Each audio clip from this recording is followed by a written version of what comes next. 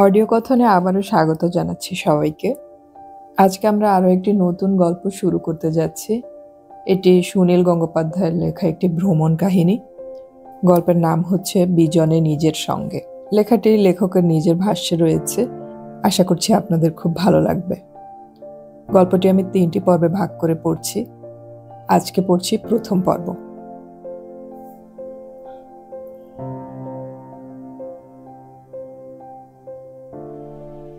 এই প্রথম এয়ারপোর্টে আমাকে কেউ পৌঁছে দিতে আসেনি, যদিও এবারেই আমি যাচ্ছি সবচেয়ে বেশি দূরে। প্রথমবার যখন বিদেশে যাই তখন সমস্ত এয়ারপোর্ট প্রায় ছেয়ে গিয়েছিল আমার বন্ধু বান্ধবে। সে কতকাল আগের কথা। তখন বিদেশ যাত্রা এখনকার মতো এমন জলভাত ছিল না। আর বাংলা কবিতা লিখে বিদেশে আমন্ত্রণ পাওয়া শুধু অভাবনীয় নয়, অবিশ্বাস্যও মনে হতো। সেই প্রথমবার মনে হয়েছিল আকস্মিকভাবে এই যে সুযোগ পেয়েছি, এই তো যথেষ্ট। আর কখনো যাওয়া হবে না, এবারেই প্রথম ও শেষ। আমার সেই যাবার মূলেও ছিল প্রবল ইচ্ছাশক্তি। গরিবের ছেলে হলেও দৃঢ় সংকল্প ছিল, যে কোনো উপায়ে বিশ্ব ভ্রমণে যাবই যাব। কোনো যোগ্যতা না থাকলেও জাহাজের খালাসির চাকরি নেব। রান্নাঘরে পাচকের 3য় সহকারী হয়ে আলুর খোসা ছাড়াবো। তবু তো দেখা যাবে অকুল সমুদ্রের রূপ। জাহাজ থামবে অচেনা বন্দরে বন্দরে। কত ভ্রমণ কাহিনীতে এরকম বিবরণ পড়ে উদ্দীপিত হয়েছি। বাঙালিদের মধ্যে বিশ্ব পর্যটক হিসেবে একসময় খুব খ্যাতিমান হয়েছিলেন রামনাথ বিশ্বাস। তিনি ছিলেন আমার ছোটবেলার হিরো। স্কুল বয়সে সেই জলজ্যান্ত মানুষটিকে একবার দেখতে গিয়েছিলাম। আমার সমসাময়িক লেখকদের মধ্যে অতীন বন্দ্যোপাধ্যায় জাহাজে চাকরি নিয়ে অনেক বন্দর ছুঁয়ে এসেছেন।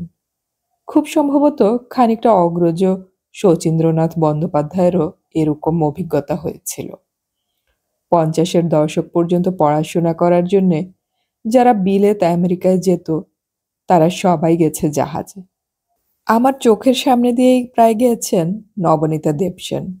তখন ছিলেন শুধু দেব আর প্রণবেন্দু দাশগুপ্ত। আমি জাহাজ ভ্রমণের অভিজ্ঞতা থেকে বঞ্চিত হয়েছি একটুর জন্যে। 60-এর দশক থেকে জাহাজগুলি যাত্রী বহন করা বন্ধ করে দিয়েছিল। বিমান যাত্রাই তখন সুলভ। আমেরিকার আইওয়া বিশ্ববিদ্যালয় থেকে আমাকে দেয়া হয়েছিল বিশ্ব পরিক্রমার বিমানের টিকিট। এরপরে আন্দামানের স্বল্প দূরত্ব ছাড়া আমি আর কখনো জাহাজে সমুদ্র পাড়ি দেইনি। নানান কার্যকারণবশত আমার বিদেশ ভ্রমণ প্রথমবারেই শেষ হয়ে যায়নি। আরও আমন্ত্রণ পেয়েছি বহুবার, কিন্তু কলকাতা বিমানবন্দরে আমাকে বিদায় জানাবার জন্যে আত্মীয়, বন্ধু, শুভার্থীর সংখ্যাও কমে যাচ্ছিল ক্রমশ।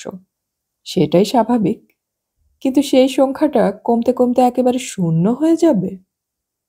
প্রত্যেকবারে আর কেউ না হোক সাথে অন্তত যায়। খুব ভোরে কিংবা মাঝরাত্রিরে ফ্লাইট হলে আমি নিষেধ করি, তবু সে শোনে না। আমার মা থাকেন বাগুইআটিতে। আমাকে দমদমে পৌঁছে দিয়ে সাথী আমার মায়ের সঙ্গেও দেখা করে আসতে পারে। এবারেও আমার যাত্রা কাক না ডাকা ভোরে। অ্যালার্ম দিয়ে জাগতে হয়েছে রাত 4টের সময়। সাথী আমার সঙ্গে যাবার জন্য বদ্ধপরিকর হয়েছিল, কিন্তু আগের রাতে তার জ্বর এসে গেল খুব। শেষ রাতে উঠে আমার জন্য চা তৈরি করে দিল ঠিকই, কিন্তু মুখ চোখের অবস্থা এমন কাহিল, কাচুমাচু ভাবে বলল, শরীরটা বেশ দুর্বল লাগছে, আমি যদি তোমার সঙ্গে না যাই। আমি তাকে আশ্বস্ত করে বললাম, না না, শুধু শুধু যাবার দরকার নেই। আজকাল তো এয়ারপোর্টের ভেতরে যাত্রী ছাড়া অন্যদের ঢুকতেই দেয় না। আমাকে নামিয়েই চলে আসতে হবে, আর এত ভোরে মাকে জাগাবারও কোনো মানে হয় না। এসব বললাম বটে, কিন্তু কুয়াশা মাখা প্রায় অন্ধকার রাস্তায় গাড়িতে একা যেতে যেতে আমি স্মৃতিকাতরতা বোধ করছিলাম খানিকটা। কত দূর চলে যাচ্ছি, যদি আর ফেরা না হয়। যদিও এরকম চিন্তা অবান্তর, তবু মনে তো আসতেই পারে। অন্যান্যবার কয়েকজন সঙ্গে আসে, বিশেষ ব্যবস্থা করে তাদের ভেতরে ঢোকানোও যায়। সুতরাং চেক ইন করার পরও ঘন্টাখানেক সময় পাওয়া যায় গল্পগুজব, হাসি ঠাট্টার জন্য। এয়ারপোর্টে খবর দিয়ে রাখলে সিকিউরিটি কিংবা কাস্টমসের কোনো অফিসার এসে আমার দায়িত্ব নিয়ে নেন। আমাকে লাইনে দাঁড়াতে হয় না। আমার পাসপোর্ট ও টিকিট তারা নিয়ে ব্যবস্থা করে দেন সব কিছুর। খবর না দিলেও কেউ না কেউ চিনতে পারেন, এগিয়ে আসেন স্বতঃপ্রবৃত্ত হয়ে। অন্য যাত্রীদের তুলনায় আমি সুযোগ সুবিধা একটু বেশিই পাই। এবারে খবরও দেয়া হয়নি এবং কেউ আমাকে চিনতেও পারল না। অর্থাৎ যাত্রা শুরুর আগে থেকেই একাকিত্ব। বিশেষ খাতির যত্ন পাওয়ার যেমন তৃপ্তি আছে, তেমন কিছু না পাওয়ারও কৌতুক বোধ থাকে। আমি লাইনে দাঁড়িয়ে প্রতি মুহূর্তে ভাবছি, কাস্টমস, সিকিউরিটি বা এয়ারলাইন্সের কোনো বাঙালি অফিসার এসে বলবেন, এ কি আপনি লাইনে দাঁড়িয়ে, আমাদের খবর দেননি কেন? এর ঠিক আগের বারই তো কাস্টমসের কয়েকজন তরুণ অফিসার আমাকে খাতির করে ভেতরে নিজেদের ঘরে বসিয়ে চা ও খাদ্যদ্রব্য দিয়ে আপ্যায়ন করেছিলেন। এবারে শেষ পর্যন্ত কেউ এলো না, বরং কাউন্টারের তরুণীটি আমাকে বিপাকে ফেলে দিল। মেয়েটি বাঙালি নয়, আমার আজকাল একটা গোয়ার্তুমি হয়েছে। কলকাতায় থাকলে সব সময় বাংলা বলি, তা সে তাজ বেঙ্গল হোটেলেই হোক কিংবা বিমানবন্দরে। জানি এসব জায়গায় অনেক অবাঙালি কাজ করে, তা বেশ তো, সকল ভাষাভাষী স্বাগত। তা বলে কলকাতা শহরে চাকরি করতে হলে বাংলা ভাষাটা শিখে নিতে হবে না? প্লেনে ওঠার পর থেকে তো বাকি দিনগুলি ইংরেজিতেই কাজ চালাতে হবে, তার আগেকার কয়েক ঘন্টাও বাংলা ছাড়তে হবে কেন? আমার বাংলা কথা শুনে তরুণীটি প্রথমেই আমাকে অপছন্দ করে বসল। তরুণীটি আমার টিকিট উল্টে পাল্টে দেখে বলল, এয়ারপোর্ট ট্যাক্স দিতে হবে। আজকাল এয়ারপোর্ট ট্যাক্স টিকিটের সঙ্গেই জোড়া থাকে। এর আগে অনেকবার বিদেশ যাত্রায় আমাকে আলাদা করে এয়ারপোর্ট ট্যাক্স দিতে হয়নি। এবারে আমার আমন্ত্রণকারীরা আমাকে ব্রিটিশ এয়ারওয়েজের টিকিট দিয়েছে। সেই টিকিট সংগ্রহ করার জন্য আমাকে ব্রিটিশ এয়ারওয়েজের শহরের কার্যালয়ে যেতে হয়েছিল দুবার। সেখানে একটি তরুণী কর্মী বলেছিল, তাদের কাছে টিকিট সম্পর্কে যে নির্দেশ এসেছে তাতে পৃথিবীর বিভিন্ন এয়ারপোর্টের ট্যাক্স ধরা নেই। অনেকগুলি এয়ারপোর্ট আমাকে পার করতে হবে, তার জন্য আমাকে দিতে হবে 4,500 টাকা। তা শুনে আমার তো চক্ষু কপালে ওঠার উপক্রম। আহ্বায়করা বারবার জানিয়েছেন আমাকে বিনা পয়সার টিকিট পাঠাচ্ছেন, আমার কোনো খরচই লাগবে না। তাহলে কলকাতা বিমান অফিস এতগুলো টাকা চাইছে কেন? তরুণীটি তার কোনো সঠিক ব্যাখ্যা দিতে পারল না। মোট কথা, ওই 4,500 টাকা না দিলে তার পক্ষে টিকিট দেওয়া সম্ভব নয়। অত টাকা আমি সঙ্গে নিয়েও যাইনি। পরদিন ভোরেই যাত্রা, সুতরাং ওখান থেকে বেরিয়ে 4,500 ক্যাশ টাকা কোনো রকমে জোগাড় করে ফিরে আসতে হয়েছিল তাড়াহুড়ো করে।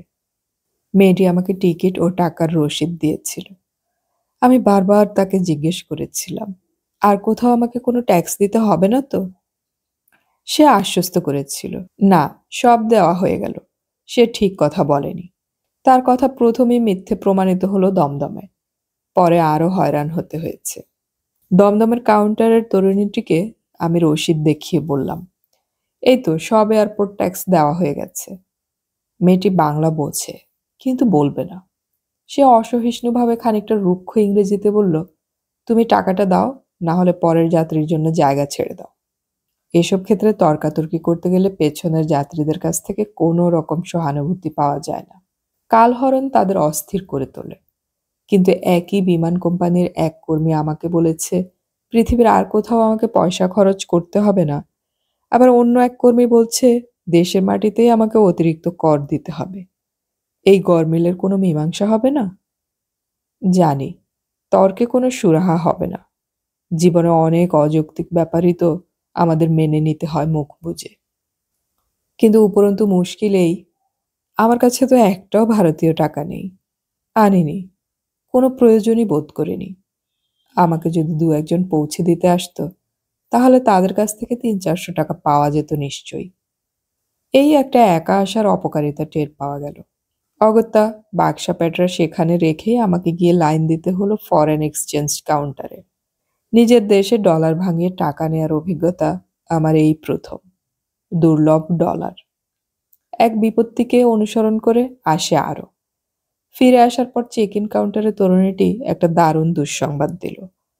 দিনের বেলা বিমান যাত্রায় আমি সব সময় জানালার ধারের আসন পছন্দ করি।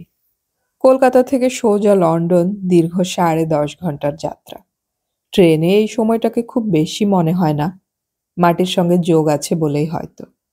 তাছাড়া মাঝখানের দু একটা স্টেশনে থামে, নেমে হাত পা ছড়িয়ে নেওয়া যায়। বিমানে এই সময়টাই বেশি বেশি লম্বা হয়ে যায়, যেন কাটতেই চায় না। এতক্ষণ টানা বই পড়াও যায় না। মাঝে মাঝে বাইরের আকাশের দিকে তাকালে চোখ জুড়োয়। আমি মেঘ বিলাসী। মেঘের খেলা কখনো পুরনো হয় না। ৩৫,০০০ ফিট, এভারেস্টের চেয়েও অনেক বেশি উচ্চতায়। মেঘের কত বৈচিত্র্য! পাহাড় মেঘ, দুর্গ মেঘ, অরণ্য মেঘ, দুধসাগর মেঘ। কতবার কত মেঘ দেখার স্মৃতি অমলিন হয়ে আছে। পরিষ্কার ঝকঝকে দিনে অত উঁচু থেকে পৃথিবীর ভূমিও দেখা যায়, সমুদ্র কিংবা হ্রদ, তুষারমণ্ডিত পাহাড়। একবার করাচি থেকে বেইজিং যাচ্ছিলাম, পরিষ্কার দেখা গিয়েছিল হিমালয়ের একটা অংশ পার হয়ে যাচ্ছি। তারপরই হঠাৎ মরুভূমি, টাকলা মাকান। দুদিকের প্রকৃতির এমনই কন্ট্রাস্ট যে রোমাঞ্চ হয়। যারা হরদম বিমানে যাতায়াত করে তারা অনেকেই জানালা পছন্দ করে না। তারা চায় ধারের সিট, যাতে ইচ্ছে মতন যখন তখন উঠে যাওয়া যায়। জানালার ধার থেকে কখনো টয়লেটে যাবার জন্য বেরোতে গেলে পাশের যাত্রীদের খানিকটা অসুবিধে হয়। পাশের যাত্রীটির যদি চোখ বুজে থাকে, ঘুম ভাঙিয়ে তাকে পেরোতে লজ্জা করে। কয়েকজন আমাকে বলেছে, জানালার ধারে বসে দেখার কি আছে, খালি তো একঘেয়ে আকাশ কিংবা মেঘ। যাদের আকাশ এবং মেঘ একঘেয়ে লাগে তারা ভিন্ন প্রজাতির মানুষ। তাদের সঙ্গে বাক্য বিনিময় আমার করতেও ইচ্ছে করে না, কিংবা তাদের ভাষাই আমি বুঝি না। চেক ইন কাউন্টারের মেয়েটি আমাকে বলল, জানালার ধারের সিট পাওয়া যাবে না, সব ভর্তি হয়ে গেছে। আমি আকাশ থেকে পড়ার ভঙ্গিতে বললাম, আমি যে একটু আগে জানালার ধারের আসন চেয়ে গেছি। সে ফরাসি পুরুষদের কায়দায় কাঁধ ঝাঁকালো। শুধু তাই নয়, আমাকে একেবারে ধারের আসন বা আইল সিটও সে দিতে পারবে না। আমাকে বসতে হবে অন্য দুজনের মাঝখানে, অর্থাৎ লম্বা বিমান যাত্রায় সবচেয়ে কম আরামপ্রদ এবং অস্বস্তিকর জায়গা। আমি বাংলায় কথা বলেছি বলে কি মেয়েটি আমাকে এমন হেলা তুচ্ছ করলো? আমি বাংলায় তাকে একটা ধমকও দিতে পারতাম, কিন্তু অনেকেই জানে আমি প্রকাশ্যে ঝগড়া খুব কমই করে থাকি। তবে নানা সময় মানুষের অসমীচীন ব্যবহারে ভেতরে ভেতরে গজরাই। এমনকি যে সমস্ত গালাগালি জীবনে কখনো উচ্চারণও করি না, অব্যক্ত ভাষায় তাও অনেকের প্রতি বর্ষণ করেছি। আমার সঙ্গে কেউ আসেনি, তাই আমাকে ডলার ভাঙিয়ে ভারতীয় টাকা নিতে হলো, এবং সেই দেরির জন্য আমাকে বঞ্চিত হতে হলো আকাশ দেখার সুখ থেকে। এয়ারপোর্টে আগে থেকে জানিয়ে রাখলেও সবকিছু অন্যরকম হতো। খাতির পেতে অভ্যস্ত হয়ে গেছি বলেই কি এইসব আমার বেশি বেশি গায়ে লাগছে? সাধারণ যাত্রীদের তো এরকমই হয়, মাঝখানের সিটে কেউ না কেউ তো বসবেই। এমনও হয়েছে এয়ারলাইন্সের কোনো অফিসার আমাকে চিনতে পেরে এবং অতিরিক্ত খাতির দেখিয়ে আমার ইকোনমি ক্লাসের টিকিট থাকা সত্ত্বেও বসিয়ে দিয়েছেন ক্লাব ক্লাসে অথবা ফার্স্ট ক্লাসে। ফার্স্ট ক্লাসে তো রাজা মহারাজাদের মতো আপ্যায়ন। সবচেয়ে স্মরণীয় অভিজ্ঞতা হয়েছিল জাপানে, বেশ কয়েক বছর আগেকার কথা। নিপ্পন বাংলা বন্ধুত্ব সমিতির আমন্ত্রণে গিয়েছিলাম টোকিও শহরে। সেবারে আমার সঙ্গে ছিল বাংলাদেশের কবি রফিক আজাদ আর কলকাতার আশিস সান্যাল। ফেরার দিনে এক দারুণ সংকট। টোকিও শহরটি বিরাট লম্বা। আমরা যেখানে উঠেছিলাম সেখান থেকে নারিতা এয়ারপোর্ট পৌঁছাতে লাগে 2.5 ঘন্টা। যে বাংলাদেশি যুবকটি আমাদের পৌঁছে দেবে তার গাড়িতে, সে এলো একটু দেরি করে। পথে যানজটে আটকে গিয়েছিল। আমাদের যাত্রা শুরুর পর বৃষ্টি নামলো প্রবল তোড়ে, এবং মাঝে মাঝেই কঠিন কঠিন যানজট। এই বৃষ্টি ও যানজট গন্তব্যে পৌঁছাবার সময়ের মধ্যে গণ্য করা হয়নি। সুতরাং বিমানবন্দরে পৌঁছাতে খুবই দেরি হয়ে গেল। সকাল 11টায় ফ্লাইট, আর মাত্র 9 মিনিট বাকি। কাউন্টার বন্ধ হয়ে গেছে। আমাদের টিকিট বাংলাদেশ বিমানের। কাউন্টার সামলাচ্ছে 2টি জাপানি মেয়ে। তারা জানালো যে আর কোনো উপায় নেই, মালপত্র সব তুলে দেওয়া হয়েছে, বিমান থেকে সিঁড়ি পর্যন্ত সরিয়ে নেওয়া হয়েছে। এখন আর যাত্রী তোলার কোনো প্রশ্নই আসে না। রফিক এবং আশিসের সেই প্রথম বিদেশ যাত্রা। ওদের তুলনায় আমি যেহেতু অনেকবার আন্তর্জাতিক বিমানে আসা যাওয়া করেছি, তাই আমি জানি এই অবস্থায় অনুরোধও করা যায় না। আমাদের জন্য তো ফ্লাইট বিলম্বিত হতে পারে না। বৃষ্টি এবং যানজটের কারণে যে আমাদের পৌঁছাতে দেরি হয়েছে, তার জন্য তো এয়ারলাইন্স দায়ী নয়। কিন্তু আমাদের পক্ষে খুবই বিপজ্জনক পরিস্থিতি। বাংলাদেশ বিমানের ফ্লাইট সপ্তাহে মাত্র একবার। অর্থাৎ আমাদের অপেক্ষা করতে হবে আরো 7 দিন। রফিক আজাদের ভিসার সেদিনই শেষ দিন। জাপানে ভিসার ব্যাপারে খুবই কড়াকড়ি। তাছাড়া এই 7 দিন আমরা কোথায় থাকব? জাপান পৃথিবীর সবচেয়ে ব্যয়বহুল দেশ। রফিক আজাদের গোঁফ বিখ্যাত। তার মুখমণ্ডলে সেটাই সবচেয়ে দর্শনীয়। কিন্তু জাপানের রাস্তাঘাটে একজনও গোঁফওয়ালা মানুষ দেখা যায় না। ও দেশের সম্রাট ছাড়া কেউ গোঁফ রাখে না। তাই রফিক লজ্জায় ও ঝোঁকের মাথায় তার গোঁফ কামিয়ে ফেলেছিল। একেই তো গোঁফের অভাবে সে ম্রিয়মাণ, তার উপর ভিসা ফুরিয়ে যাওয়া। এই সংকটে সে একেবারেই চুপ। আমিও ধরেই নিয়েছি আজ আর যাওয়া হবে না। এই 7 দিনের জন্য অন্য ব্যবস্থা চিন্তা করতে হবে। শুধু আশিস সান্যাল উত্তেজিতভাবে বারবার বলতে লাগলো, আমাদের যেতেই হবে, যে কোনো উপায়ে। আমরা থাকবো কোথায়? ভিসাও ফুরিয়ে গেছে, আমার কাছে আর টাকাও নেই। তার এই সরল স্বীকারোক্তি ও দাবিতে জাপানি মেয়ে দুটি একটুও বিচলিত হয় না। তারা যন্ত্রের মতন নিয়ম মেনে চলে। আশিসের প্রতি তারা একটি বাক্য ব্যবহার করে। পৃথিবীর বহু এয়ারলাইন্সের কর্মী নানান অবস্থায় এই বাক্যটি যখন তখন বলে। লন্ডনেও আমাকে আরেকবার শুনতে হয়েছিল। সে কাহিনী পরে বলা যাবে। সে বাক্যটি হলো, দ্যাটস ইয়োর প্রবলেম। অর্থাৎ এয়ারলাইন্সের যদি কোনো গাফিলতি না থাকে, তাহলে তুমি যে বিপদে পড়েছ তা নিয়ে আমরা মাথা ঘামাতে যাব কেন?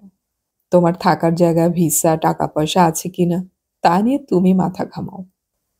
আশিস তাতে নিরুদ্যম হলো না। আশঙ্কায় তার চোখ মুখ লাল হয়ে গেছে। শেষ পর্যন্ত আশিসেরই জয় হলো প্রকারান্তরে। সে বারবার একই কথা বলায় একটি মেয়ে খানিকটা বিরক্ত হয়ে টেলিফোন তুলে বলল, টক টু দ্য ম্যানেজার। অর্থাৎ বাংলাদেশ বিমানের ম্যানেজার সে এয়ারপোর্টেরই কোথাও বসে আছেন। বাংলায় কথা বলার সুযোগ পেয়ে আশিস নবোদ্যমে সব বলতে লাগলো আবার। ম্যানেজার মশাই তাকে থামাবার চেষ্টা করে জানাতে লাগলেন, আন্তর্জাতিক ফ্লাইটে এভাবে দেরি করা যায় না। কথার তোড়ের মধ্যে আশিস একবার আমার নাম উচ্চারণ করে বলল, আমাদের সঙ্গে ইনিও রয়েছেন, কলকাতায় তার আগামীকালই খুব জরুরি কাজ আছে। ম্যানেজার জিজ্ঞেস করলেন, কি নাম বললেন? আশিস আবার আমার নাম বলায় ম্যানেজার বললেন, দাঁড়ান আমি আসছি। প্রায় সঙ্গে সঙ্গে দীর্ঘকায় সুদর্শন ম্যানেজারবাবু হন্তদন্ত হয়ে এসে তিনজনের দিকে তাকিয়ে জিজ্ঞেস করলেন, আপনাদের মধ্যে উনি কোনজন? রফিক ও আশিস আমাকে দেখিয়ে দিল। তিনি তো খুবই অপ্রত্যাশিতভাবে জিজ্ঞেস করলেন, পূর্ব পশ্চিম আপনিই লিখেছেন? কি করে প্রমাণ করব যে উক্ত উপন্যাসটি লেখার মতন অপকর্ম আমিই করে ফেলেছি? কিংবা এই ব্যক্তিটি যদি ওই বইটি পড়ে খুবই বিরক্ত ও ক্রুদ্ধ হয়ে থাকেন, তাহলে এখন এই অবস্থায় পূর্ব পশ্চিমের পিতৃত্ব স্বীকার করা কিংবা অস্বীকার করা কোনটা সঙ্গত হবে? এমন বলাই যায়, না না আমি নই, একই নামের অন্য ব্যক্তি। আমাকে মুখে কিছু বলতে হলো না। আশিসই অত্যুৎসাহে জানালো, হ্যাঁ উনি। এবারে ভদ্রলোক সবিস্ময়ে কয়েক পলক আমার দিকে তাকিয়ে থেকে বললেন, কি আশ্চর্য কোইন্সিডেন্স! আমি সেই বইটাই একটু আগে পড়ছিলাম, ফার্স্ট পার্টের 237 পৃষ্ঠায়। আর আপনি এখানে? তৎক্ষণাৎ তিনি ফোনে প্লেনটি থামাবার নির্দেশ দিলেন। আমাদের মালপত্র চেক ইন হলো না। কনভেয়ার বেল্টে চাপাবার সময় নেই। সেগুলো হাতে নিয়ে আমাদের দৌড়াতে হলো। ম্যানেজার মহোদয় নিজেই আমাদের একটি সুটকেস বইতে লাগলেন।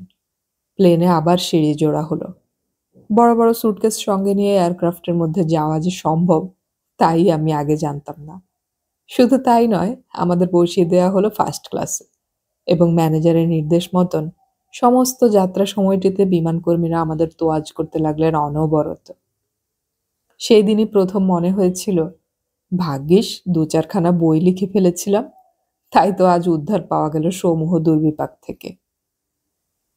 বাংলায় গ্রন্থ রচনার জন্য অপ্রত্যাশিত খাতির পেয়েছিলাম জাপানে, বাংলাদেশ বিমানের কাছ থেকে।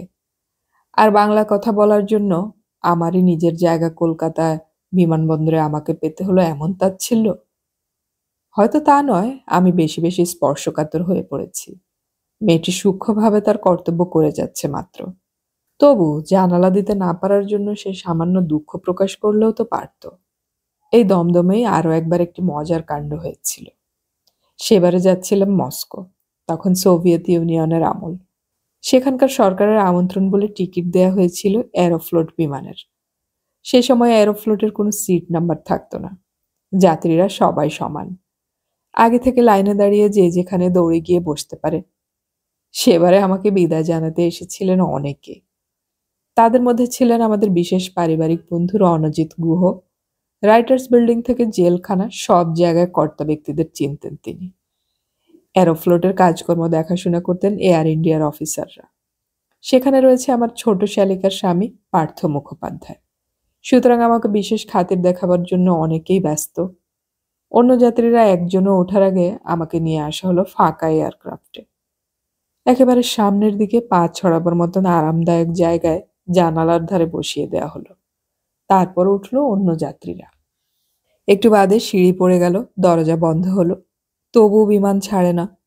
নির্দিষ্ট সময় পেরিয়ে গেলেও জানালা দিয়ে আমি দেখতে পাচ্ছি তখনও রণজিৎদা, স্বাতী ও আরো অনেকে দাঁড়িয়ে আছে টারম্যাকের এক প্রান্তে।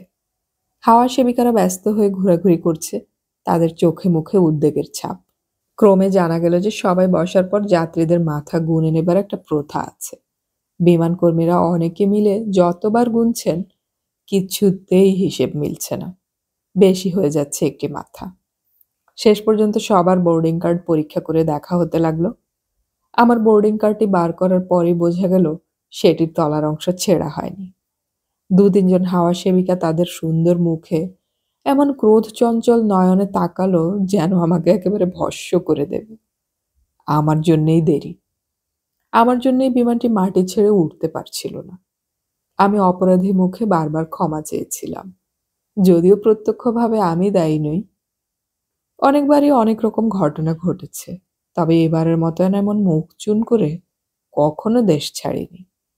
অন্যবার ২-৪ জন যাত্রী অন্তত চেনা যায়। এবারে একজনও সেরকম কেউ ডেকে কথা বলল না। ইমিগ্রেশন, কাস্টমস, সিকিউরিটিতে কোনো ব্যক্তি পাসপোর্টে আমার নাম দেখেও উচ্চবাচ্য করল না। যেন নিজের দেশ নয়, আমি অন্য কোনো অচেনা দেশের বিমানবন্দরে বসে আছি। এবারের বিদেশ যাত্রা সম্পর্কে আমার বেশ বেশি আগ্রহ ও উদ্দীপনা ছিল। এখন সব যেন চুপসে গেছে, যেন মনে হচ্ছে আমাকে পাঠানো হচ্ছে নির্বাসনে, আর কোনো দিন ফেরা হবে না। বিমানটিকে চাইল্ড স্পেশাল বলা যায়। একসঙ্গে এত বাচ্চা আমি আর কোনো ফ্লাইটে দেখিনি। সামনে, পেছনে, চতুর্দিকে অনেক যাত্রীর কোলেই একটি করে শিশু। তারা একসঙ্গে কান্না জুড়েছে। বাচ্চাদের প্রতি যত স্নেহই থাক, তাদের কান্না বেশিক্ষণ সহ্য করা যায় না। বাচ্চারা তো কাঁদেই বড়দের তিতিবিরক্ত করার জন্যে, যাতে বড়রা অন্য সব কাজ ফেলে শুধু তাদের প্রতি মন দেয়। বিমান যাত্রার শুরুতে অধিকাংশ বাচ্চাই কাঁদে। তার অন্য একটা কারণও আছে। বিমানের উত্থান ও অবতরণের সময় কানে বাতাসের চাপ লাগে। বড়রা তা সহ্য করতে পারলেও বাচ্চাদের নিশ্চিত খুব কষ্ট হয়, তাই তারা চিৎকার করে প্রতিবাদ জানায়। হঠাৎ উপলব্ধি হলো পৃথিবীর সব শিশুদের কান্নাই একই রকম। মানুষের মধ্যে কত রকম জাতি, কত ভাষা, কত সংস্কার, কত রকম বিভেদ, সবই কৃত্রিমভাবে তৈরি করা। সব মানুষই একই রকম ভাবে জন্মায়। জন্মের পর অন্তত ২-৩ বছর মানব শিশুর হাসি ও কান্নায় কোনো প্রভেদ নেই। রকফেলার পরিবারের কোনো বাচ্চা আর কলকাতার বস্তির কোনো গরিব মায়ের সন্তান ঠিক একই সুরে কাঁদে। কলকাতায় ইদানিং শ্বেতাঙ্গ বিদেশিরা বিশেষ আসে না। এই ফ্লাইটে কিন্তু প্রচুর মেম, আর তাদের কোলেই একটি করে কালো কালো বাচ্চা। বুঝতে অসুবিধে হচ্ছে না যে এরা এসেছিল শিশু পুত্র কন্যা দত্তক নিতে।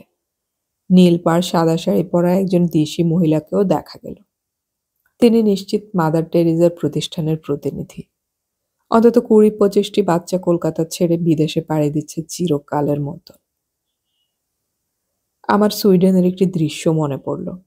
স্টকহোম শহরের মেট্রো ট্রেনগুলি অনেক গভীর। ওসব দেশে অনেক ভূগর্ভ ট্রেন লাইন দোতলা ৩ তলা হয়। সেরকমই একটা স্টেশনে এসকেলেটর দিয়ে নামার সময় মনে হয় প্ল্যাটফর্ম কত নিচে, তলার মানুষগুলোকে ছোট ছোট দেখায়।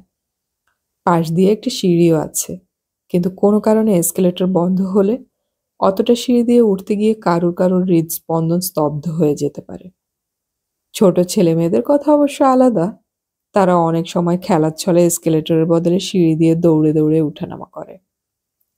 একদিন আমি একটা এসকেলেটর দিয়ে নামছি, পাশের সিঁড়ি দিয়ে ৩টি কিশোরী সিঁড়ি দিয়ে ওঠার প্রতিযোগিতায় মেতেছে। তাদের মধ্যে ২জনের গায়ের রং তুষার শুভ্র, অন্যজনের শ্যামলা। সেই জন্যই তার প্রতি বিশেষ দৃষ্টি যায়। আমার সঙ্গী এক বাংলাদেশি যুবক বলল, ওই যে মেয়েটিকে দেখছেন, ও কিন্তু ইন্ডিয়ান, আমি চিনি ওকে। ওর ১ বছর ২ মাস বয়সে ওকে কলকাতা থেকে অ্যাডপ্ট করে আনা হয়েছিল। বাঙালিও হতে পারে, ওর অবশ্য কিছুই মনে নেই।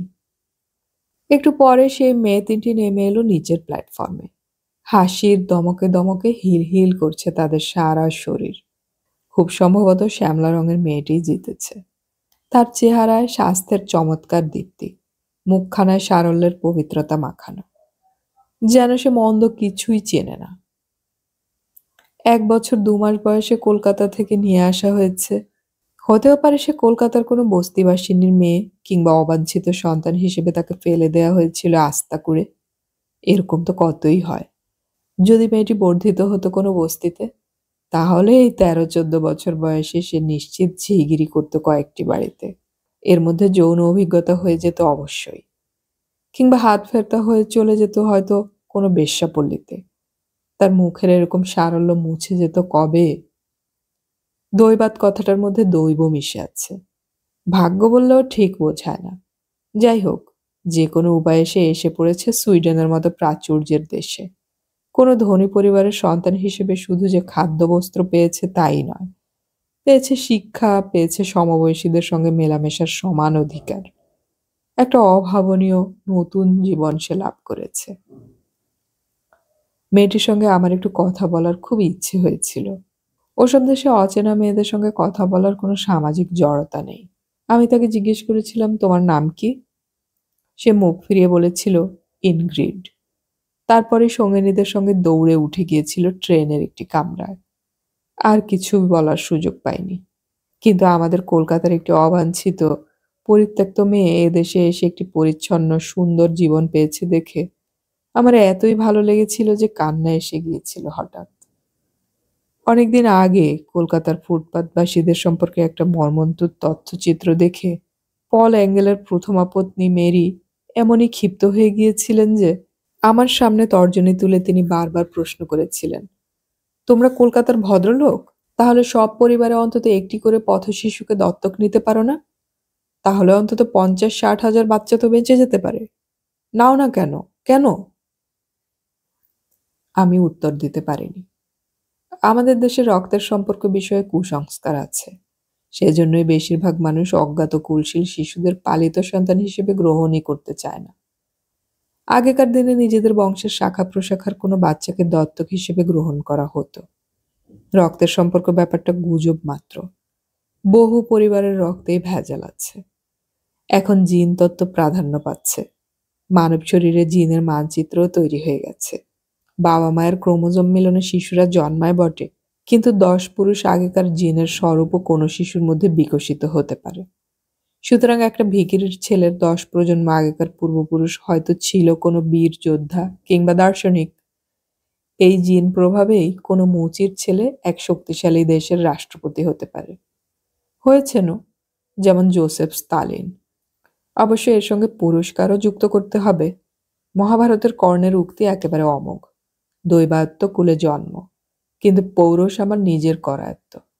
মেয়েদের ক্ষেত্রে পুরস্কারের কোনো সঠিক প্রতিশব্দ নেই, কিন্তু এই মানসিক শক্তির জোরেই ঘুটে কুড়ুনির মেয়েও হতে পারে রাজরানী।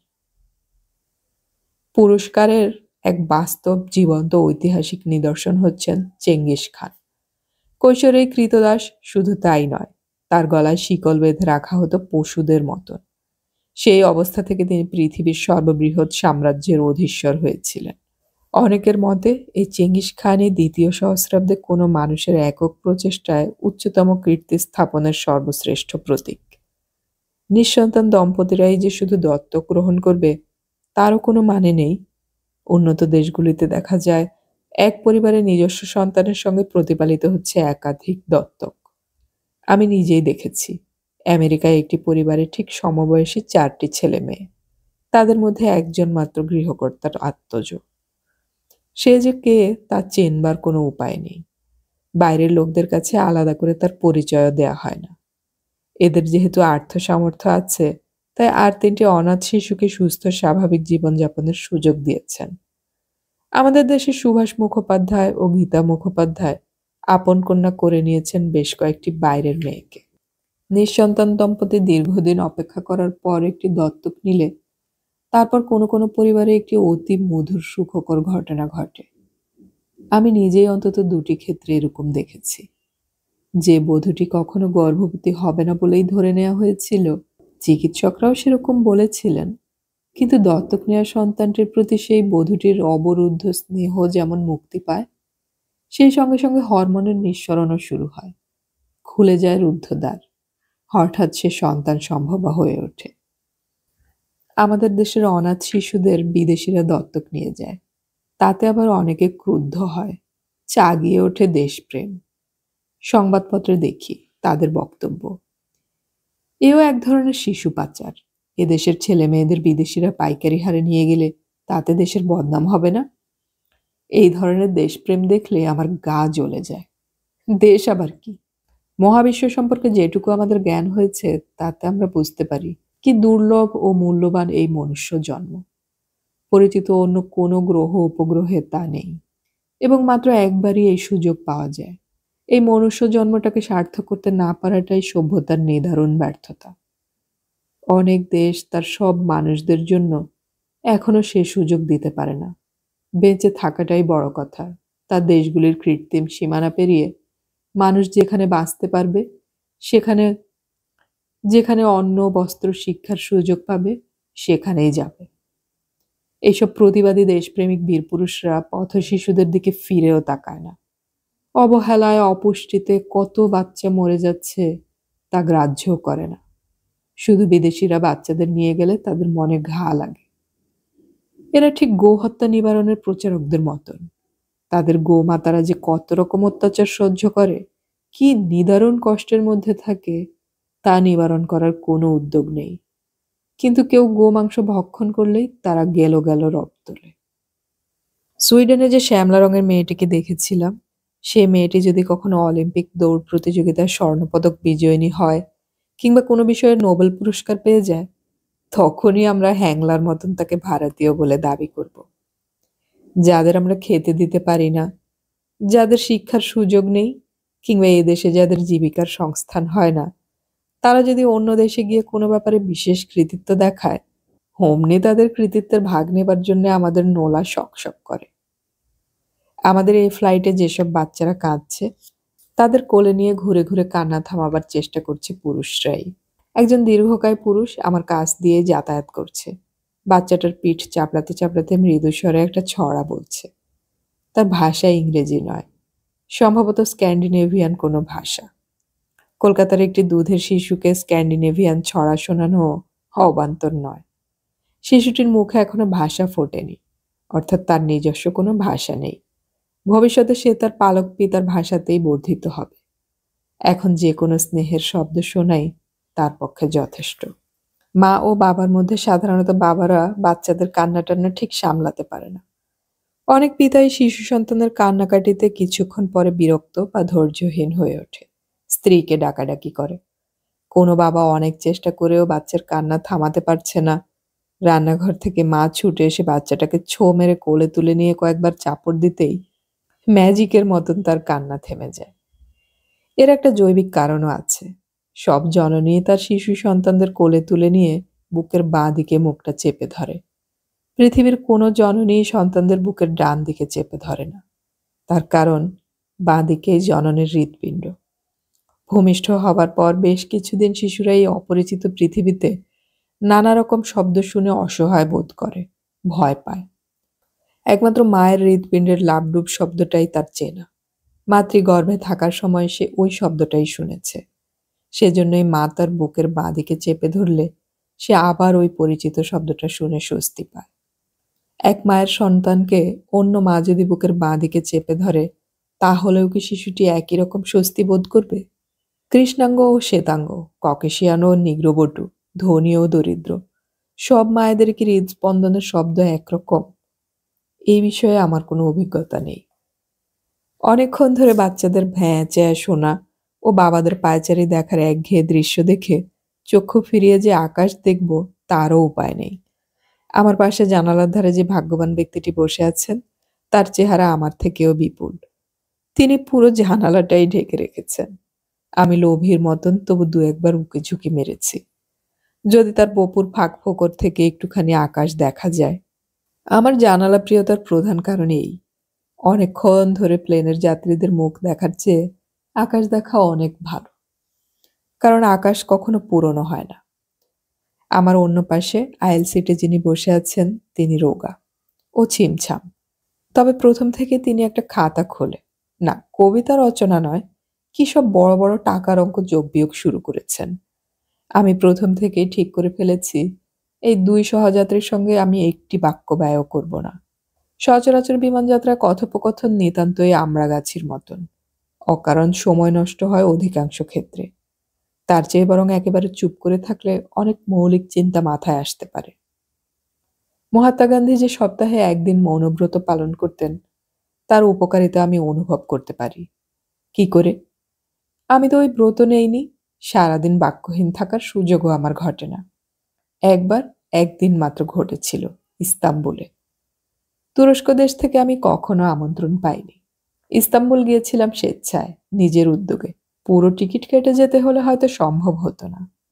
সেবার ভারত সরকারের পক্ষ থেকে 6 জন লেখক লেখিকার একটি দল পাঠানো হয়েছিল চেকোস্লোভিয়া এবং বুলগেরিয়ায়। তখন এই দেশটি দুভাগ হয়নি। সেই দলে অন্তর্ভুক্ত হবার খবর পেয়েই আমি ঠিক করেছিলাম তাহলে ইস্তাম্বুলে আমাকে যেতেই হবে। চেকোস্লোভিয়ার রাজধানী প্রাগ বা প্রাহা শহরে আমাদের সরকারি সফর শেষ হবে। সেখান থেকে ইস্তাম্বুল বেশি দূরে নয়। বিমানের টিকিট সামান্য বদলে স্টপ ওভার পাওয়া যায়, তাতে দামের বিশেষ হেরফের হয় না। ইস্তাম্বুলের পূর্ব নাম ছিল কনস্টান্টিনোপল। শহরটি একেবারেই ইতিহাসের খনি। রোমান সভ্যতা, বাইজান্টাইন সভ্যতা এবং ইদানিংকালের আরব সভ্যতা স্তরে স্তরে বিধৃত রয়েছে এই একটি মাত্র শহরে। এখানে রাস্তায় বসে গান গাইতেন মহাকবি হোমার। এককালের প্রখ্যাত ট্রয় নগরের ধ্বংসাবশেষও পাওয়া গেছে এর কাছাকাছি। আমার সঙ্গে যে অন্য 5 জন লেখক লেখিকা ছিলেন, আমি তাদের জনে জনে অনুরোধ করেছিলাম আমার সঙ্গী হবার জন্য। কেউ রাজি হয়নি। আমি লক্ষ্য করেছি সাহিত্যিকরা, বিশেষত ভারতীয় সাহিত্যিকরা, অনেকেই ভ্রমণে উৎসাহী নন। সরকার থেকে যখন প্রতিনিধি দল পাঠানো হয়, তখন সরকার থেকে যেটুকু ব্যবস্থাপনা থাকে শুধু সেইটুকুই সেরে নিয়ে তারা দেশে ফিরে আসতে চান অতি দ্রুত। এ আমি বহুবার দেখেছি। আর আমি প্রত্যেকবারই নিজের উদ্যোগে টুকটাক ঘুরে আসি কাছাকাছি অন্য 2-1টা দেশ। জীবনে প্রথমবার আমেরিকায় এসে ফেরার পথে আর কখনো এমন ভ্রমণের সুযোগ পাওয়া যাবে না এই ভেবে আমি রোম ও ইজিপ্ট গিয়েছিলাম অতি সামান্য অর্থ সম্বল করে, এবং সেই সব শহরে কেউ পরিচিত ছিল না। কারোর সঙ্গে আমার যোগাযোগও করিয়ে দেওয়া হয়নি। আমার সমসাময়িক এক বাঙালি লেখক একবার লন্ডনে গিয়েছিলেন একটি আমন্ত্রণ পেয়ে। আমি তাকে বলেছিলাম, ফ্রান্সে যাবেন না? লন্ডন থেকে প্যারিসের দূরত্ব মাত্র 1 ঘন্টা। সেখানে আমার বন্ধু বান্ধব আছে, থাকার জায়গার ব্যবস্থা করে দেব। খরচ প্রায় কিছুই লাগবে না, ফ্রান্সের আর্ট গ্যালারিগুলো দেখার এই সুযোগ ছাড়বেন কেন? তিনি নিমরাজি হয়েও শেষ পর্যন্ত গেলেন না। লন্ডন থেকেই ফিরে এলেন সরাসরি, আর কখনো প্যারিসে যাননি। আমি যে নানান দেশে ঘোরাঘুরি করি তা আমার লেখক সত্তার জন্য নয়। কৈশোর থেকেই একটা বাউন্ডুলেপনা ছিল, আর অচেনা জায়গা দেখার দুরন্ত নেশা। অল্প বয়সে যে টানে আমি গিয়েছি সাঁওতাল পরগনার ছোট্ট ছোট্ট পাহাড় অঞ্চলে, কিংবা আসামের মার্গারিটায়, কিংবা বিনা টিকিটে বিশাখাপত্তমে।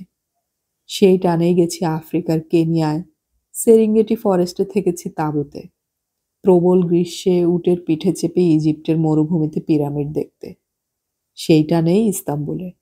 আমি এমন অনেক দেশে গেছি যেসব দেশ সম্পর্কে এক লাইনও ভ্রমণ কাহিনী লিখিনি।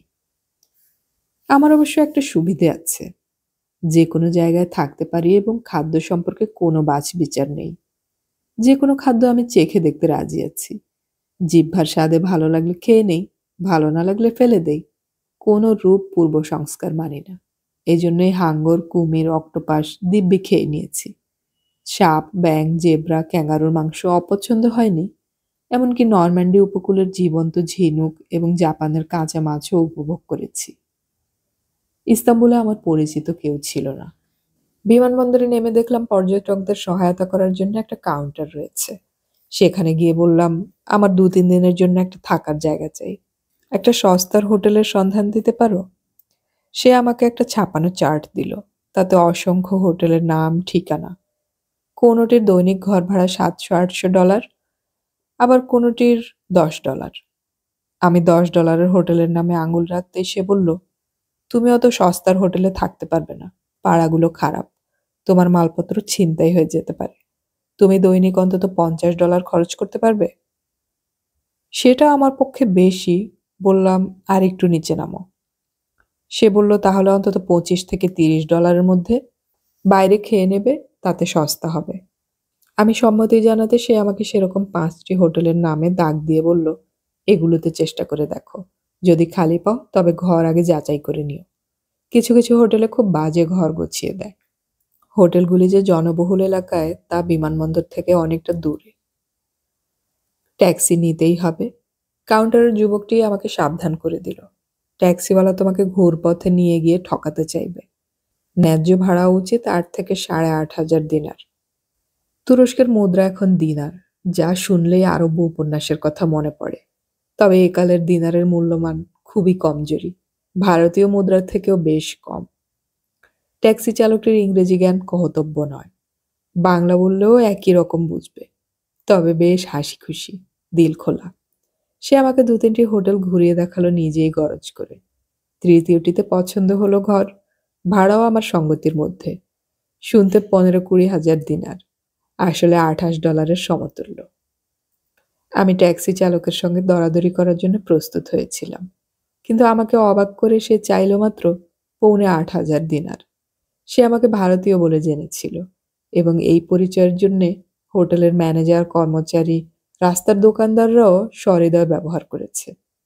ইজিপ্টেও রাষ্ট্রপতি নাসেরের আমল পর্যন্ত ভারতীয়দের বেশ খাতির ছিল। এখন কি অবস্থা তা জানি না। ইস্তাম্বুলে শতকরা 99.5 জনই ভালো ব্যবহার করলেও ব্যতিক্রম মাত্র একজনই ছিলেন, এবং তিনি একজন বাঙালি। আমার এক শুভার্থী তার টেলিফোন নাম্বারটি দিয়েছিলেন এবং বলেছিলেন, তুমি তার বাড়িতে উঠবে না, অন্য কিছু সাহায্য না চাও চেও না, শুধু টেলিফোনে একটু যোগাযোগ রেখো, কারণ হঠাৎ যদি অসুস্থ হয়ে পড়ো তাহলে অন্তত নিজের দেশের মানুষকে জানাতে পারবে। শেষের যুক্তিটা আমার মনে ধরেছিল। হঠাৎ অসুস্থ হওয়া কিংবা কোনো দুর্ঘটনা তো ঘটতেই পারে, যদিও আগে কখনো এ নিয়ে মাথা ঘামাইনি। হোটেলে থিতু হয়ে বসার পর সন্ধেবেলা সেই ভদ্রলোককে ফোন করলাম। একটি পুরুষ কণ্ঠ অত্যন্ত নিস্পৃহ গলায় সিকিভাগ বাংলা ও বাকিটা ইংরেজিতে আমাকে বললেন, হ্যাঁ, কি ব্যাপার বলুন, আমি আপনার জন্য কি করতে পারি? আমি কে, কেন এসেছি, কি বৃত্তান্ত, সে ব্যাপারে কোনো আগ্রহই প্রকাশ করলেন না। আমি বললাম, আমার নাম এই, আজই এখানে এসে পৌঁছেছি, হোটেলে উঠেছি। অমুক দা আপনার ফোন নাম্বার দিয়ে বলেছিলেন খবর নিতে। আমাকে থামিয়ে দিয়ে তিনি আবার বললেন, হ্যাঁ বুঝলাম, আমি আপনার জন্য কি করতে পারি বলুন। তখনই আমার ফোন রেখে দেওয়া উচিত ছিল, কিন্তু ভদ্রতা বড় দায়। আমি বিনীতভাবে নিতান্ত কথার কথা হিসেবে বললাম, তা সেরকম কিছু নয়, আপনাকে বিরক্ত করতে চাই না, আমি নিছক বেড়াতে এসেছি। এখানে প্রধান প্রধান দ্রষ্টব্য স্থান কি আছে বলতে পারেন? তিনি বললেন, ট্যুরিস্ট গাইড ধরনের বই অনেক দোকানেই পাওয়া যায়, তার একটি কিনে নিন, তাতে দ্রষ্টব্য স্থানগুলির কথা জানতে পারবেন। ট্যুরিস্ট গাইড ধরনের বই পড়ে যে কোনো জায়গায় দ্রষ্টব্য স্থানগুলির কথা জানা যায়, এই মহামূল্যবান উপদেশটি এ পর্যন্ত ভূভারতে আর কেউ আমাকে দেয়নি। আশ্চর্য, আমি এতদিন এটা জানতাম না। এই মহা উপকার করার জন্য তাকে ধন্যবাদ জানিয়ে ফোন রেখে দিলাম।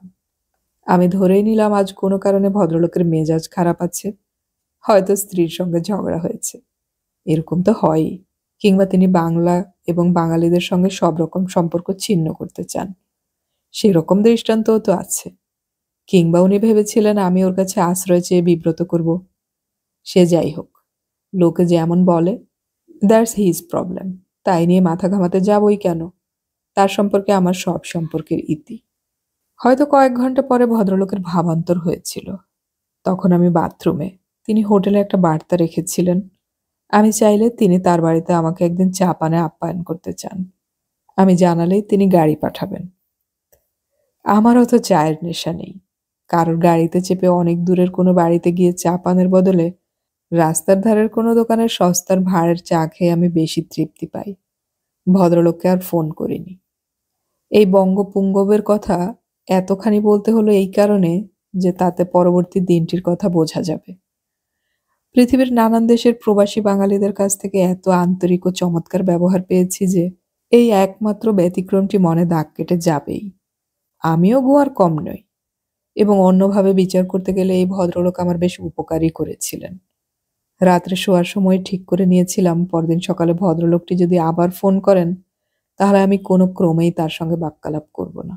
আমি তার নাম মন থেকে মুছে ফেলেছি। সেই জন্যই পরদিন ভোরবেলা ভালো করে আলো ফুটবার আগেই বাথরুম টাথরুম সেরে নিতে হলো। ফোন বাজবার আগেই বেরিয়ে পড়তে হবে। এখানে অপ্রাসঙ্গিক হলেও ইস্তাম্বুলের হোটেলের টয়লেট সম্পর্কে একটি অভিনব তথ্য দিতে প্রলুব্ধ হচ্ছি। সব মুসলমান দেশেই টয়লেটে মগের বদলে একটা গাড়ু থাকে। বাংলাদেশেও এরকম দেখেছি। পশ্চাৎদেশ শোধন করার জন্য মগ ও গাড়ুর মধ্যে কি এক ধর্মীয় বাধ্যবাধকতা আছে, তা আমার বুদ্ধির অগম্য।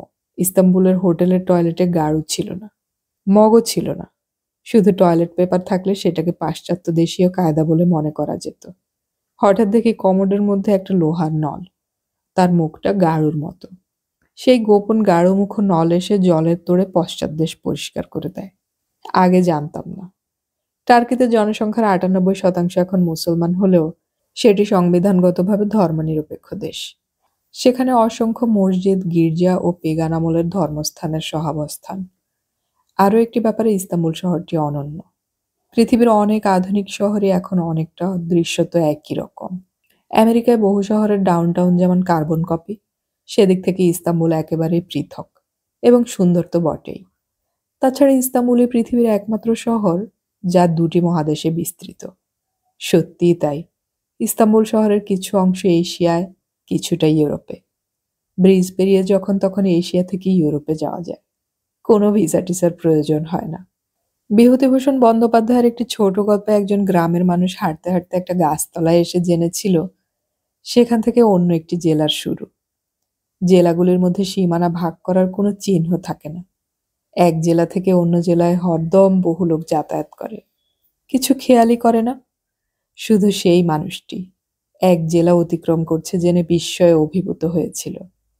এখানেও ব্রিজ পেরিয়ে পায়ে হেঁটে এশিয়া থেকে ইউরোপ মহাদেশে যাওয়ার সময় আমার অবস্থাও হয়েছিল ওই গ্রামের মানুষটির মতন।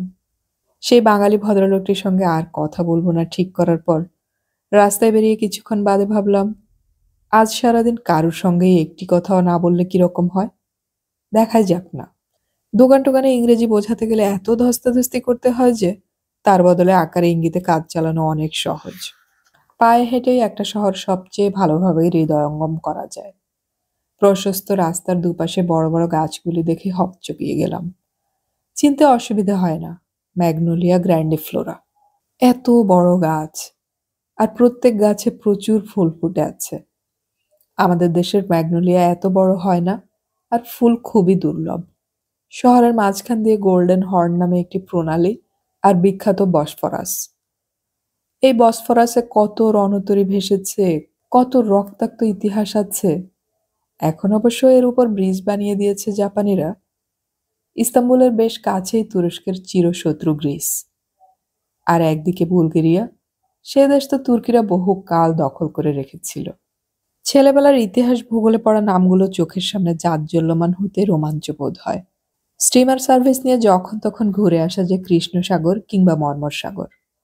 সন্ধেবেলা হঠাৎ খেয়াল হলো, ভোর থেকে আমি কারোর সঙ্গে কথা বলিনি তো বটেই, মুখ দিয়ে একটি শব্দ উচ্চারণ করিনি। এটা কোথাও নির্জনে বসে মৌনী বাবা সেজে থাকা নয়। সকাল থেকে ঘুরছি জনারণ্যে, দুবার দু জায়গায় টিকিট কেটেছি।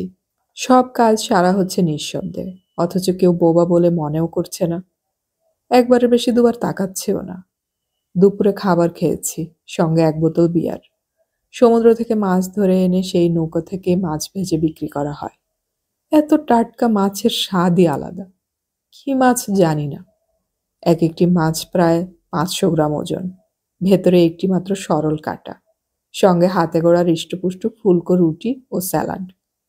এ একেবারে অমৃতবৎ এবং সস্তা। এসব কেনার জন্যও আমাকে একটি কথাও খরচ করতে হয়নি।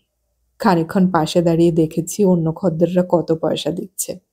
তারপর ঠিক ঠিক সেই পয়সা বার করে বিক্রেতার সামনে গিয়ে অঙ্গুলি নির্দেশ। সন্ধেবেলা কৃষ্ণসাগরের তীরে দাঁড়িয়ে আকাশের দিকে চেয়ে একটা অদ্ভুত অনুভূতি হলো। এশিয়ার দিকটা আগে অন্ধকার নামে, ইউরোপের দিকটায় তখনও কিছু আলো থাকে। আলো নয়, পশ্চিমের আকাশ যেন জ্বলছে দাউ দাউ করে। প্রাচ্য দেশ অন্ধকার, পাশ্চাত্যে আগুন। সারাদিন একটিও শব্দ উচ্চারণ না করলেও শরীরটা অনেক হালকা লাগে। সকল মানুষের মধ্যে থেকেও এক মনোরম একাকিত্বের সুখ অনুভব করা যায়। অন্যের সঙ্গে কথা না বললেও বেশি করে কথা বলা যায় নিজের সঙ্গে। সভ্যতার এই তো অভিশাপ। নিজের সঙ্গে কথা বলার সময়ই পায় না অধিকাংশ মানুষ। তাহলে আর আত্মনং বৃদ্ধি হবে কি করে? আমি এখানে তুরস্ক ভ্রমণের কথা লিখতে বসিনি। লিখতে চাইছি এক নিঃসঙ্গতার অভিযানের কথা। তবু ইস্তাম্বুলের একটি সৌধের কথা না বললেই নয়। রোমান সম্রাটরা এই কনস্তান্তিনোপলে একটি গির্জা বানিয়েছিল। সেটা যেমন সুদৃশ্য তেমনি সুবিশাল। এর নাম সোফিয়া বা হাজিয়া সোফিয়া। হাজিয়া শব্দটির অর্থ পবিত্র, আর সোফিয়ার একটি অর্থ মূর্তিমতী দিব্যজ্ঞান। খ্রিস্টানদের জগতে রোমের ভ্যাটিকানের পরই এটি দ্বিতীয় বৃহত্তম ধর্মস্থান। প্রায় 500 বছর এই গির্জাটি খ্রিস্ট ধর্মাবলম্বীদের প্রার্থনা ভবন ছিল। তারপর রোমান সাম্রাজ্যের পতনের পর মুসলমানরা এটি দখল করে। বাইরে চারপাশে 4টি গম্বুজ বানিয়ে এটি রূপান্তরিত হয় মসজিদে। প্রায় 1000 বছর ধরে এই মসজিদে মুসলমানরা নামাজ পড়েছে। তারপর তুরস্কে আধুনিকতার প্রবর্তক কামাল আতাতুর্ক এসে ঘোষণা করে দেন, এই হাজিয়া সোফিয়া আর শুধু মসজিদ থাকবে না, গির্জাও হবে না। এটি একটি ঐতিহাসিক পুরাকীর্তি। এর সংরক্ষণ করবে সরকার এবং যে কোনো ধর্মের মানুষদের এখানে প্রবেশ এবং প্রার্থনা করার অধিকার থাকবে। যখন গির্জা হিসেবে নির্মিত হয়েছিল তখন এর দেয়ালে ছিল অসংখ্য রঙিন রেখাচিত্র, বড় বড় শিল্পীদের কাজ। মানুষের ছবি বা মূর্তি ইসলামে নিষিদ্ধ, সুতরাং মসজিদ হবার পর তাতে ওইসব ছবি রাখা যায় না। কিন্তু তৎকালীন মুসলমান শাসকদের এইটুকু অন্তত সুবুদ্ধি ও শিল্পবোধ ছিল, তারা ওই মহামূল্যবান ফ্রেস্কোগুলি ধ্বংস করেননি, ঘষে ঘষে মুছেও ফেলেননি, পুরো চুনকাম দিয়ে ঢেকে দিয়েছিলেন। এখন আবার খুব যত্নে সেই চুনকাম তুলে তুলে ছবিগুলি পুনরুদ্ধার করা হয়েছে। সেই ছবিগুলি অমূল্য ইতিহাসের উপাদান। এক জায়গায় এক রাজা-রানীর ছবিতে রাজার মুখখানা যেন তার শরীরের সঙ্গে ঠিক মানানসই নয়। ঐতিহাসিকরা খুঁজে বার করেছেন তার কারণটি। রাজার মৃত্যুর পর রানী তার প্রথম স্বামীর ধড়ের ওপর দ্বিতীয় স্বামীর মুন্ডুটা জুড়ে দিয়েছিলেন। এই সোফিয়াতে ট্যুরিস্টদের ভিড়ের মধ্যেও আমি মুসলমান ও খ্রিস্টানদের কাছাকাছি বসে প্রার্থনায় মগ্ন থাকতে দেখেছি। অযোধ্যার রাম মন্দির ও বাবরি মসজিদের কথা মনে পড়ে না? আমাদের দেশে হিন্দু ও মুসলমান দুই সম্প্রদায় বড় বেশি উগ্র ও যুক্তিহীন। মুসলমানরা রাম মন্দির সম্পর্কে হিন্দুদের সেন্টিমেন্ট মানসিকতার মূল্য না দিয়ে বাবরি মসজিদ বজায় রাখার জন্য জেদ ধরেছিল, আর হিন্দু মৌলবাদীরা বাবরি মসজিদ ভাঙার মতন অন্যায় অসভ্যতায় মেতে উঠতে দ্বিধা করেনি। ওই বিতর্কিত স্থানটিকে হিন্দু ও মুসলমান উভয় সম্প্রদায়ের মিলিত প্রার্থনা স্থল হিসেবে চিহ্নিত করা যেত না? অবশ্য তার জন্য একজন কামাল আতাতুর্কের দরকার। সেরকম মেরুদণ্ড দিল্লির কোনো নেতারই আছে কি? বিমান যাত্রায় সহযাত্রীদের সঙ্গে খেজুরে আলাপে সময় নষ্ট না করলে বই পড়ারও অনেকটা সময় পাওয়া যায়। আমি বড় আকারের বই এনেছি। বহুদূর যেতে হবে। এবছর যে চীনা লেখকটি নোবেল পুরস্কার পেয়েছেন সেই গাও জিংজিয়ানের উপন্যাস সোল মাউন্টেন। কলকাতা থেকে একটানা লন্ডন, উড়ান সময় প্রায় 10.5 ঘন্টা। এর মধ্যে একবার ব্রেকফাস্ট ও পরে লাঞ্চ খেতে হবে। সব বিমানের খাবারই এখন চরিত্রহীন হয়ে গেছে। জলের জাহাজ থেকে যখন প্রথম উড়োজাহাজে যাত্রী বাড়তে শুরু করে তখন উড়োজাহাজের খাদ্য পরিবেশনে নানান বৈচিত্র্য ও বিশেষ যত্ন ছিল। এখন নিতান্তই দায়সারা। এখন তেমন খেতে ইচ্ছেও করে না। তবু একঘেয়ে যাত্রার মধ্যে খাবার পরিবেশনের সময়টায় মনে হয় কিছু একটা ঘটছে। এয়ার হোস্টেসদের ব্যস্তভাবে ঘোরাফেরা, ট্রলির আওয়াজ, নানান ধরনের কথা। প্রত্যেক মানুষের পিঠে এমন একটা জায়গা আছে যেখানে ডান হাত কিংবা বাঁ হাত কোনোটাই পৌঁছায় না। সেই জায়গায় চুলকোতে গেলে অন্যের সাহায্য নিতে হয়। আমাদের প্রিয় ডাক্তার কালী চট্টোপাধ্যায় বলতেন, মানুষ বিয়ে করে কেন জানিস তো? রাত্রির বেলা ওই জায়গাটায় কুটকুট করলে বউ চুলকে দেবে। একটি নাটকে আমি এই সংলাপটি ব্যবহার করেছি আগে। প্রত্যেক বিমানে এরকম একটি প্রায় নো ম্যানস ল্যান্ড আছে, অর্থাৎ সামনের দিক থেকে একটা খাদ্যের ট্রলি আসছে, পেছন দিক থেকেও একটা ট্রলি আসছে। তারা ওই জায়গায় পৌঁছয় একেবারে শেষে। আমি বসেছি সেরকম একটা সিটে। মনে হয় যেন অনন্তকাল ধরে সুন্দরীরা আসছে তো আসছেই, প্রতীক্ষার আর শেষ নেই। শেষ পর্যন্ত যে এসে পৌঁছলো সে সুন্দরী নয়, একজন পুরুষ। এদের গলার আওয়াজে একটা খুব যান্ত্রিক ভদ্রতা থাকে, যা নিশ্চয়ই বেশ কষ্ট করে শিখতে হয়। যেহেতু ভারতীয় যাত্রীরা অনেকেই নিরামিষ খায়, তাই প্রত্যেককে এরা জিজ্ঞেস করে আমিষ না নিরামিষ। আমাকে সেই যন্ত্রপুরুষটি বলল, আমিষ খাবার ফুরিয়ে গেছে, আপনি কি নিরামিষ খাবেন? নিরামিষ খাবারের বিরুদ্ধে আমার কোনো বক্তব্য নেই, আমি বেশ পছন্দই করি। আমিষ ভক্ষকদের তো এই এক সুবিধে, তারা গাছেরও খায়, তলারও কুড়োয়। শুক্তো, লাউ ঘন্ট দিব্যি লাগে। আবার মাছ ভাজা, কষা মাংসও চাই। সকালবেলা অবশ্য মাছ মাংস আমি কখনো খাই না, প্রাতরাশের সময়, তবে মাঝে মাঝে একটা ডিম সিদ্ধ ভদ্রলোক মাত্রই খায়। বিমানের প্রাতরাশে একটা ওমলেট ও দু এক টুকরো সসেজ থাকে, তার বদলে পুরি তরকারি খেলেও কিছু আসে যায় না। কিন্তু আমাকে নিরামিষ খেতে বাধ্য করা হবে কেন? এতেই বিরক্ত লাগে। এবারে যাত্রাটাই যে অশুভ হয়েছে তার প্রমাণ দুপুরে ঠিক একই ব্যাপার ঘটল। আবার খাবারের ট্রলি আমাদের সারিতে এসে পৌঁছালো সবচেয়ে শেষে, এবং যন্ত্রমানবটি আবার বলল একই কথা, আমিষ ফুরিয়ে গেছে, নিরামিষ খাবেন? কেন আমিষ ফুরিয়ে যায়? এয়ারলাইন্স পয়সা বাঁচাচ্ছে? আমি রাগারাগি না করে মৃদু গলায় জানালাম, না, আমি নিরামিষ খাই না। আপনারা আমাকে যদি না খাইয়ে রাখতে চান, রাখুন। লোকটি আমাকে কিছু না দিয়ে চলে গেল। ব্রিটিশ এয়ারওয়েজে এই সেক্টরের ফ্লাইটে বাংলায় অনেক ঘোষণা হয়, তাতে কিছুটা পুলকিত বোধ করছিলাম। এয়ার ইন্ডিয়া বাংলার ধার ধারে না, কলকাতা থেকে ফ্লাইটটাই বন্ধ করে দিয়েছে। এখন উপলব্ধি হলো শুধু বাংলায় পেট ভরে না। লন্ডন বিমানবন্দরে অপেক্ষা করতে হবে প্রায় ঘন্টা তিনেক। ইচ্ছে করলে আমি লন্ডন শহরে দু একদিন থেকেও যেতে পারতাম। আমার অনেক বছরের ভিসা আছে, কিন্তু লন্ডনে আমার যেতে ইচ্ছে করে না। ভবিষ্যতে আর কোনোদিন যাবও না বোধহয়। এই প্রথম আমি এই বিমানবন্দরে একা। আগে যতবার এসেছি চোখ বুজেই দেখতে পেতাম ভাস্করকে। শ্যামবাজারের টাউন স্কুলে ভাস্কর আমি পড়েছি ক্লাস 2 থেকে। এত অল্প বয়সের বন্ধুর সঙ্গে সারা জীবন সম্পর্ক রাখার সৌভাগ্য কজনের হয়? স্কুল ছেড়ে কলেজে আসার পর আমাদের বিষয় ছিল আলাদা আলাদা, তবু দেখা হতো প্রায় প্রত্যেক দিন। এক লাইনও কবিতা না লিখে ভাস্কর কৃত্তিবাস কবিগোষ্ঠীর সঙ্গে নিবিড়ভাবে জড়িত ছিল। ভাস্কর পড়েছিল কমার্স ও চার্টার্ড অ্যাকাউন্টেন্সি।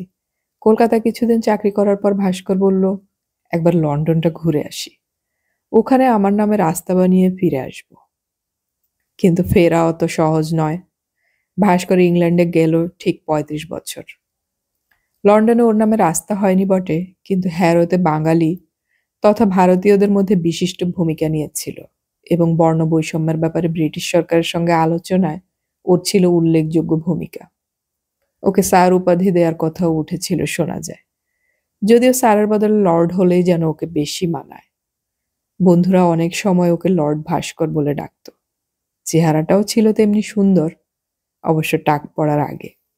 বনেদি বাড়ির ছেলে ভাস্কর, বেশি দিন চাকরি করা ওর পোষায়নি। ওর ছোট ভাই বরুণের সঙ্গে মিলে লন্ডন থেকে বেশ খানিকটা দূরে করবী নামের শিল্পাঞ্চলে স্থাপন করেছিল একটা হাইটেক রাবারের কারখানা। একবার ভাস্কর আমাকে সেই কারখানা দেখাতে নিয়ে গিয়েছিল। গেট দিয়ে ঢোকার সময় এবং অভ্যর্থনা কক্ষে সাহেব মেম কর্মচারীরা মালিককে দেখে সসম্ভ্রমে বলেছিল, good morning sir, good morning mister Datta. Bhaskar আমার দিকে চেয়ে চোখ টিপে একটা ইঙ্গিত করল, অর্থাৎ দেখলি দেখলি সাহেব মেমরা আমাকে কিরকম সেলাম ঠুকছে। লন্ডনের কোনো হোটেলে থাকার উপায় ছিল না আমার। প্রত্যেকবার এয়ারপোর্ট থেকেই ভাস্কর আমাকে বগল দাবা করে নিয়ে যেত ওর বাড়িতে। কখনো কোনো প্রতিনিধি দলের সঙ্গে গিয়ে আমার হোটেলে ওঠার কথা থাকলেও ভাস্কর সেখানে আমায় শুধু খাতায় নামটা মাত্র লিখতে দিয়েছে। তারপরে আমার সুটকেসটা নিজে তুলে নিয়ে বলতো, চল চল, আমার বাড়িতে ভিক্টোরিয়া রান্না করে রেখেছে। শুধু আমি নয়, আমাদের বন্ধু বান্ধব যেই লন্ডনে গেছে কিংবা লন্ডন ছুঁয়ে অন্য কোথাও যেতে হয়েছে, ভাস্করের হ্যারোর বাড়ি ছিল সকলের অবশ্য গন্তব্য। ভাস্করের স্ত্রী ভিক্টোরিয়া মেম সাহেবের মতন ফর্সা বাঙালি মেয়ে, যেমন মধুর স্বভাবের তেমনি কাজের মেয়ে এবং রান্নায় অদ্বিতীয়া। সে আবার ২-৩ জনের রান্না করতে পারে না, যে পদই রাঁধে তা অন্তত ১২-১৪ জনের যোগ্য। ভাস্কর বলতো মাঝে মাঝে আমায় কি করতে হয় জানিস তো? রাস্তার মোড়ে দাঁড়িয়ে লোক ডাকতে হয়, ওগো আমার বাড়িতে খাবে এসো, কে কে খাবে, চলে এসো চলে এসো।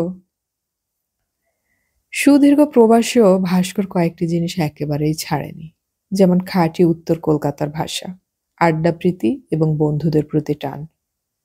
আড্ডার কৃতিত্বে ভাস্কর ছিল আমার চেনাশোনা সকলের মধ্যে অদ্বিতীয়। প্রথম প্রথম যখন লন্ডনে গেছি, সকালবেলা এয়ারপোর্ট থেকে বাড়িতে নিয়ে ভাস্কর তখন চাকরি করত, তবু বলে উঠত, আজ আর অফিসে যাব না। শুধু সেদিন নয়, পরপর ২-৩ দিন। বিলেত আমেরিকায় এরকম ভাবে ছুটি নেওয়া যে কত কঠিন তা নিশ্চয়ই বলে দিতে হবে না। একবার বেলজিয়ামের লিয়েজ নামে একটা ছোট শহরের কাব্য সম্মেলনে আমন্ত্রণ পেয়ে আগে লন্ডনে পৌঁছেছি। ভাস্করকে খবর দিয়েছিলাম শেষ মুহূর্তে। পরের দিন নেহাত কথার কথা হিসেবে ভাস্করকে বলেছিলাম, কিরে আমার সঙ্গে বেলজিয়াম যাবি নাকি? ভাস্কর যাকে বলে এক পায়ে খাড়া, সঙ্গে সঙ্গে উঠে দাঁড়িয়ে বলে চল। অফিস কামাই করে সেখানে আমার সঙ্গে রয়ে গেল ৫ দিন। তারপর আবার প্যারিসে। আর একবার বার্লিনে একটা ইন্দো জার্মান লেখক সমাবেশে যোগ দিতে গেছি। হঠাৎ দেখি সেখানে ভাস্কর উপস্থিত। আলোচনা সভায় ভাস্কর আমাদের সঙ্গে বসতো এক টেবিলে। অন্য লেখকদের সঙ্গে তার ভাব জমাতে বেশিক্ষণ লাগতো না। সান্ধ্য আসরে সেই হয়ে উঠত সবচেয়ে জনপ্রিয়। অন্য লেখকরা জিজ্ঞেস করেছিল, আপনি কি লন্ডন থেকে প্রতিনিধি হয়ে এসেছেন? ভাস্করের উত্তর, না, আমি লেখক টেখক কিচ্ছু নেই, আমি এসেছি স্রেফ আড্ডা দিতে। এরকম আরো অনেক দেশে নিজের পয়সা খরচ করে কাজ ফেলে রেখে অন্য দেশে গিয়ে আড্ডা দেবার এমন দুঃসাহসিক নেশা আর কজনের থাকে। আড্ডার আরেকটি কেন্দ্র প্যারিস, অসীম রায়ের বাড়ি। প্যারিসে অসীম ছাড়াও প্রীতি ও বিকাশ সান্যাল, ভূপেন দাস ও আরো কয়েকজনের একটি ঘনিষ্ঠ গোষ্ঠী আছে। এছাড়া কেউ গেলে ভাস্কর লন্ডন থেকে চলে আসবেই। কোনোবার এর ব্যতিক্রম হয়নি। একবার অসীম রায়ের বাড়িতে আরো অনেকের সঙ্গে নীরেন্দ্রনাথ চক্রবর্তীও ছিলেন। ৩-৪ দিন অবিশ্রান্ত আড্ডার পর বিশেষ কাজ আছে বলে ভাস্করকে আগে লন্ডন ফিরে যেতেই হবে। সেই জন্য সে খুবই দুঃখিত। তার খুব ভোরবেলা ফ্লাইট। আগের রাতে প্রায় শেষ প্রহর পর্যন্ত আড্ডা হয়েছে। অ্যালার্ম দিয়ে জেগে ভাস্কর আমাদের কারোকে কিছু না বলে একা ট্যাক্সি নিয়ে চলে গেল। সকালবেলা উঠে নীরেন্দা হতভম্ব।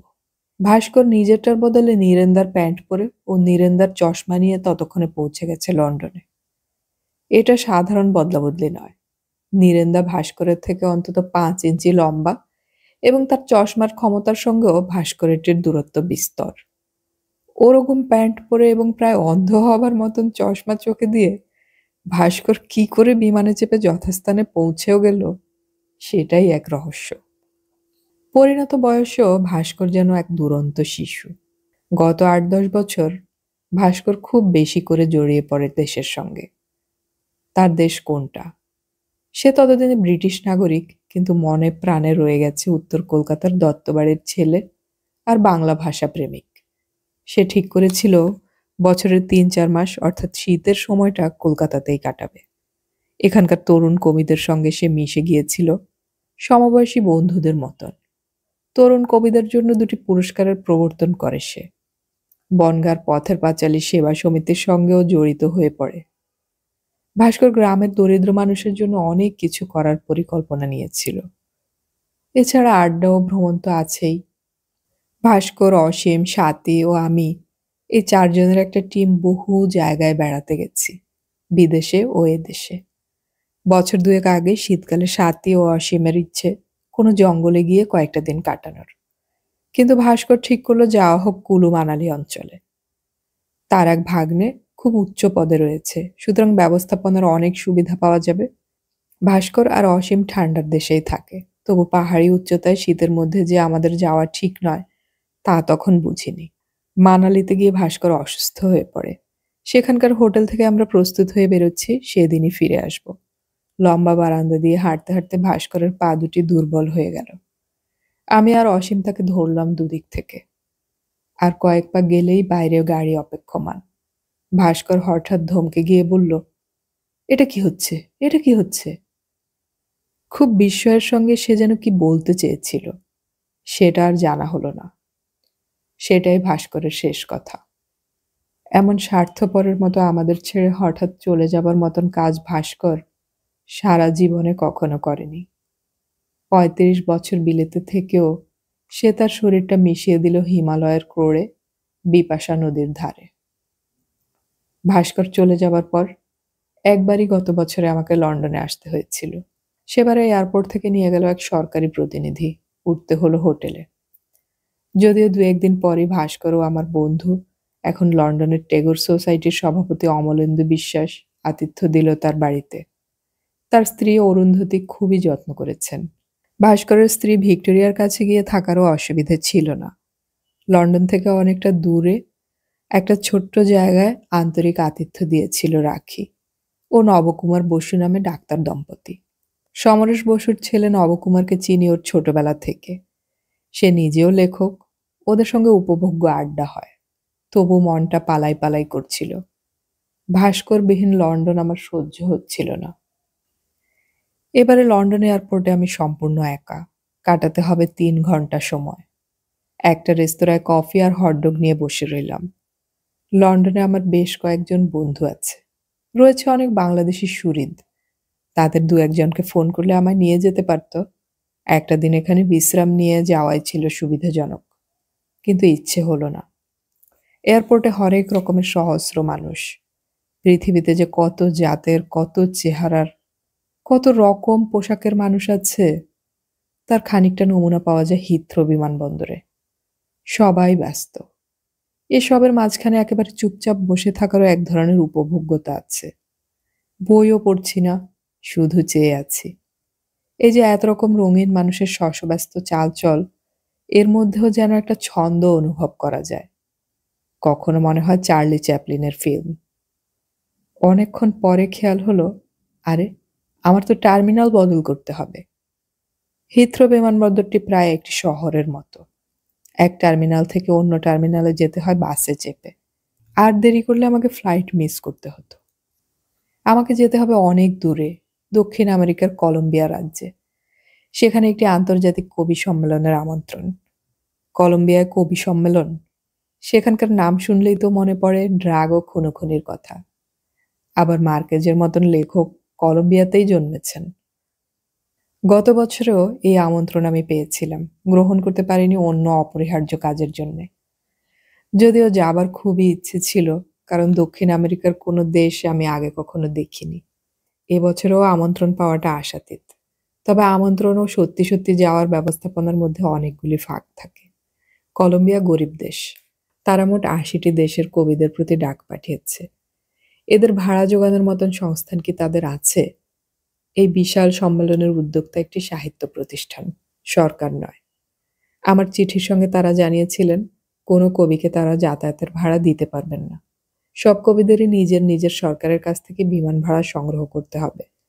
সেজন্য উদ্যোক্তারাও দূতাবাসগুলির কাছে অনুরোধ জানাবেন। পরের চিঠিতেই তারা জানালেন যে তোমার দেশের সরকার তোমার বিমান ভাড়া দিতে রাজি হয়নি। এতে আমি বিশেষ বিস্মিত হইনি।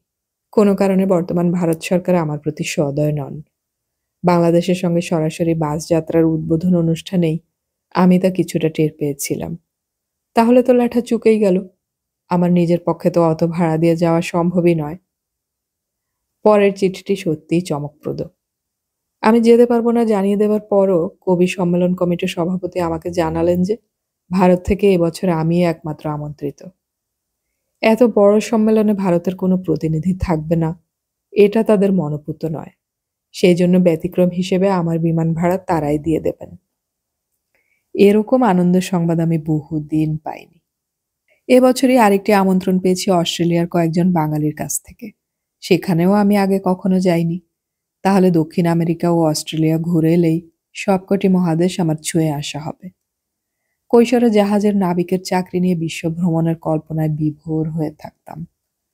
সেটা যে এভাবে সম্ভব হবে তা আমার স্বপ্নেরও অগোচর ছিল। অবশ্য অ্যান্টার্কটিকা নামের তুষারময় মহাদেশটি বাদ রইল। সেটা বাদই থেকে যাবে। অ্যান্টার্কটিকায় আমার ইহজীবনে পদার্পণ সম্ভব হবে না। যেমন আর কিছুকালের মধ্যেই মহাশূন্যে সশরীরে পর্যটন শুরু হতে যাচ্ছে, কিন্তু আমাদের কাছে তা মানুষ ভ্রমণ হয়েই রইল। অ্যান্টার্কটিকা বাদ দিয়ে অন্য সবকটি মহাদেশ সফরের এই যে আমার গোপন আনন্দ, এটা এক ধরনের ছেলে মানুষীয় বটে। আমার যেমন খুবই ভ্রমণের উদ্দীপনা আছে, আবার মাঝে মাঝে এও মনে হয় না দেখলেই বা কি এমন ক্ষতি হতো। অনেকেই তো নিজের ঘরে শুয়েই বিশ্ব দর্শন করে। মহাদেশগুলির বিভাজনও যে কত অলীক, তার প্রমাণ তো ইস্তাম্বুল শহরেই পেয়েছি। অনেক দৌড়ঝাঁপ, শারীরিক কষ্ট সহ্য করেও পৌঁছেছি কোনো দূর দুর্গম দেশে। আবার এ কথাও মনে হয় মনসা, মথুরা, ব্রজই সম্ভবত সর্বোৎকৃষ্ট ভ্রমণ। এবারে ব্রিটিশ এয়ারওয়েজ ছেড়ে আমাকে যেতে হবে আমেরিকান এয়ারলাইন্সে নিউ ইয়র্ক। কলম্বিয়ার রাজধানী বোগোটায় পৌঁছাবার জন্য নিউ ইয়র্ক যাবার কোনোই প্রয়োজন নেই। এ যেন ঘুরিয়ে নাক দেখানো। কিন্তু এই সময়ে নিউ ইয়র্ক, লস অ্যাঞ্জেলস বাংলাদেশিদের উদ্যোগে দুটি বইমেলার সাংস্কৃতিক উৎসব হচ্ছে। আমার দক্ষিণ আমেরিকা যাবার খবর শুনে সেখানকার উদ্যোক্তারা আমাকে এই শহর দুটি ঘুরে যাবার জন্য অনুরোধ করেছিলেন। আজকাল ইন্টারনেটের মাধ্যমে কোনো জাদু বলে যেন সবাই সবকিছু জেনে যায়। আমি রাজি হয়েছিলাম এই জন্যে যে কলকাতা থেকে কলম্বিয়া পর্যন্ত সুদীর্ঘ টানা যাত্রার ধকল খানিকটা কমবে মাঝপথে থেমে গেলে। আর নিউ ইয়র্কের বন্ধুবান্ধবদের সঙ্গেও দেখা হবে এক ঝলক। নিউ ইয়র্ক থেকে বাসে বা ট্রেনে চেপে বোস্টনেও ঘুরে আসা যেতে পারে, পুপলু আর চান্দ্রের কাছে। হাতে সেজন্য কয়েকটা দিন সময় রেখেছি। টার্মিনাল বদল করে একেবারে শেষ মুহূর্তে পৌঁছবার জন্যেই এবারেও জানালার ধারে আসন পাওয়া গেল না। এবারের আকাশযাত্রায় আমাকে আকাশবঞ্চিত হয়েই থাকতে হবে মনে হচ্ছে। ৩টির বদলে ২টি সিট। জানালা দখল করেছে একটি অল্প বয়সী শ্বেতাঙ্গিনী মেয়ে। তার চেহারাটা ছোট নয়, অনেকটা বেলুনের মতো। তবে মুখটা দেখলে বয়স বেশি মনে হয় না। তেরছাভাবে তার দিকে কয়েকবার তাকিয়ে মনে হলো মেয়েটির নিশ্চয়ই কিছু মাথার রোগ আছে। প্রায় ৭.৫ ঘন্টা যাত্রাকালে সে অনবরত কিছু না কিছু খেয়েই চলল। তার পায়ের কাছে একটা মস্ত ব্যাগ, সেটা খাবারে ভর্তি। সে কিন্তু বিমানের খাবার প্রত্যাখ্যান করল। তার হাতের খোলা বইটি হ্যারি পটারের কাহিনী। সবাই বলে এই গাঁজাখুরি কাহিনী একেবারে রুদ্ধশ্বাস পাঠ্য। সে কিন্তু একটা পাতাও উল্টালো না। তাকে দেখে আমার একটু ভয়ই করছিল। তাই সে যখন রোদ্দুর আড়াল করার জন্য জানালাটা বন্ধই করে দিল, আমি মুখের ভাবেও আপত্তি প্রকাশ করিনি। বিমান যাত্রায় সাধারণত কোনো নাটকীয় ঘটনা ঘটে না। আমাদের এদিকে অনেক যাত্রী অন্য যাত্রীর সঙ্গে চেঁচিয়ে কথা বলে বটে, ওদিকে সেটা ঠিক শোভন নয়। কেউ অন্যের কথা শুনতে পায় না। এ যাত্রায় সামান্য একটা ঘটনা ঘটল। আমার ঠিক সামনের সারিতে একটি পুরুষ ও নারী কণ্ঠের উত্তেজিত কথাবার্তা শোনা যাচ্ছিল মাঝে মাঝেই। ভাষা আমি বুঝিনি, খুব সম্ভবত স্প্যানিশ। ঘণ্টাখানেক পরে মহিলাটি উঠে দাঁড়ালেন। বিশেষভাবে দ্রষ্টব্য সেই রমণী। প্রথমত তার উচ্চতা অধিকাংশ মেয়েদের চেয়ে বেশ বেশি। একেবারে স্থূলকায়া নয়, অথচ বড়সড় শরীর। মুখের ভঙ্গিতে এমন একটা আভিজাত্য আছে যে মনে হয় ইংরেজি সিনেমায় এরকম কোনো রানীকে দেখেছি। বাংলাদেশের লেখিকা দিলারা হাসানের সঙ্গে যেন খানিকটা সাদৃশ্য আছে তার মুখের রেখায়। তরুণী নয়, এর বয়স অন্তত ৪৫-এর কাছাকাছি। মহিলাটি একজন এয়ার হোস্টেসকে ডেকে যা বললেন তাতে বোঝা গেল ইনি জায়গা বদল করতে চান। পাশের পুরুষটি কিছু বলার চেষ্টা করল। তার জড়িত কণ্ঠস্বরই প্রমাণ করে দেয় যে সে নেশাগ্রস্ত এবং রসস্থ।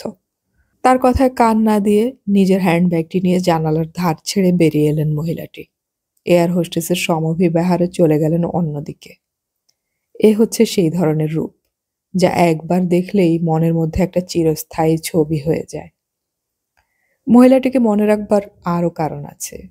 নিউ ইয়র্কে পৌঁছে তিনি আমার অশেষ উপকার করেছিলেন।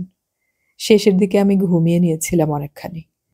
বিমানটি আমেরিকার ভূমি স্পর্শ করার পর সেই ঝাঁকুনিতে আমার ঘুম ভাঙল। এরকম আচমকা ঘুম ভাঙলে প্রথম কয়েক মুহূর্ত বোঝাই যায় না আমি কোথায় আছি। এটা বিকেল না সকাল। প্রবল স্রোতের বিরুদ্ধে তবু সাঁতার কাটার চেষ্টা করা যায়, কিন্তু বিমানবন্দরে মানুষের স্রোতের বিরুদ্ধে হাঁটার চেষ্টা করা তার চেয়ে অনেক কঠিন। গন্তব্যে পৌঁছাবার পর বিমান থেকে যত তাড়াতাড়ি সম্ভব নামার জন্য সব যাত্রী অস্থির হয়ে ওঠে। নেমেই সবাই প্রায় ছুটতে থাকে, কারণ দেরি হলেই ইমিগ্রেশনের লম্বা লাইন আরও লম্বা হয়ে যায়। বাইরে অপেক্ষমান কোনো বন্ধু বা প্রিয়জনের সঙ্গে হাত মেলাবার জন্যও অধীরতা থাকে। সবার সঙ্গে পা মিলিয়ে আমিও যখন আধা ছুটন্ত, তখন আমার কেন যেন অস্বস্তি বোধ হলো। শরীরটা একটু হালকা হালকা লাগছে না? কি যেন নেই। হাত দিয়ে দেখলাম চশমা আছে, বুক পকেটে পাসপোর্ট আছে, টিকিট আছে, কাঁধে ঝোলা ব্যাগও আছে। তবে তবু যেন শরীরটা একটু হালকা। প্যান্টের পকেট থাবড়ে দেখলাম মানিব্যাগটা নেই। বুকটা ধস করে উঠল। আবার কবি বা লেখকরা নাকি অধিকাংশই ভুলো মন এবং ন্যালাখ্যাপা ধরনের হয়। আমি ততটা বড় কবি বা লেখক নই বলে এই গুণগুলি অর্জন করতে পারিনি। এত ঘোরাঘুরি করি, তবু আমার পাসপোর্ট বা জিনিসপত্র কখনো হারায় না। এক যাত্রায় একাধিকবার বিমান পাল্টাতে হলেও সময়ের গোলমাল করেও ফেলিনি কখনো। শুধু দুবার মানিব্যাগ পকেটমার হয়েছে। একবার ঢাকায়, একবার ইতালির ফ্লোরেন্স নগরীতে। ঢাকার ঘটনাটিতে প্রায় সম্পূর্ণ দোষ ছিল আমারই। আসলে মানিব্যাগ ব্যবহার করার অভ্যেসই আমার নেই। সেই জন্য পকেটে মানিব্যাগ রাখলে যে ধরনের সতর্কতা থাকা দরকার, সেটাই আমি খেয়াল করি না।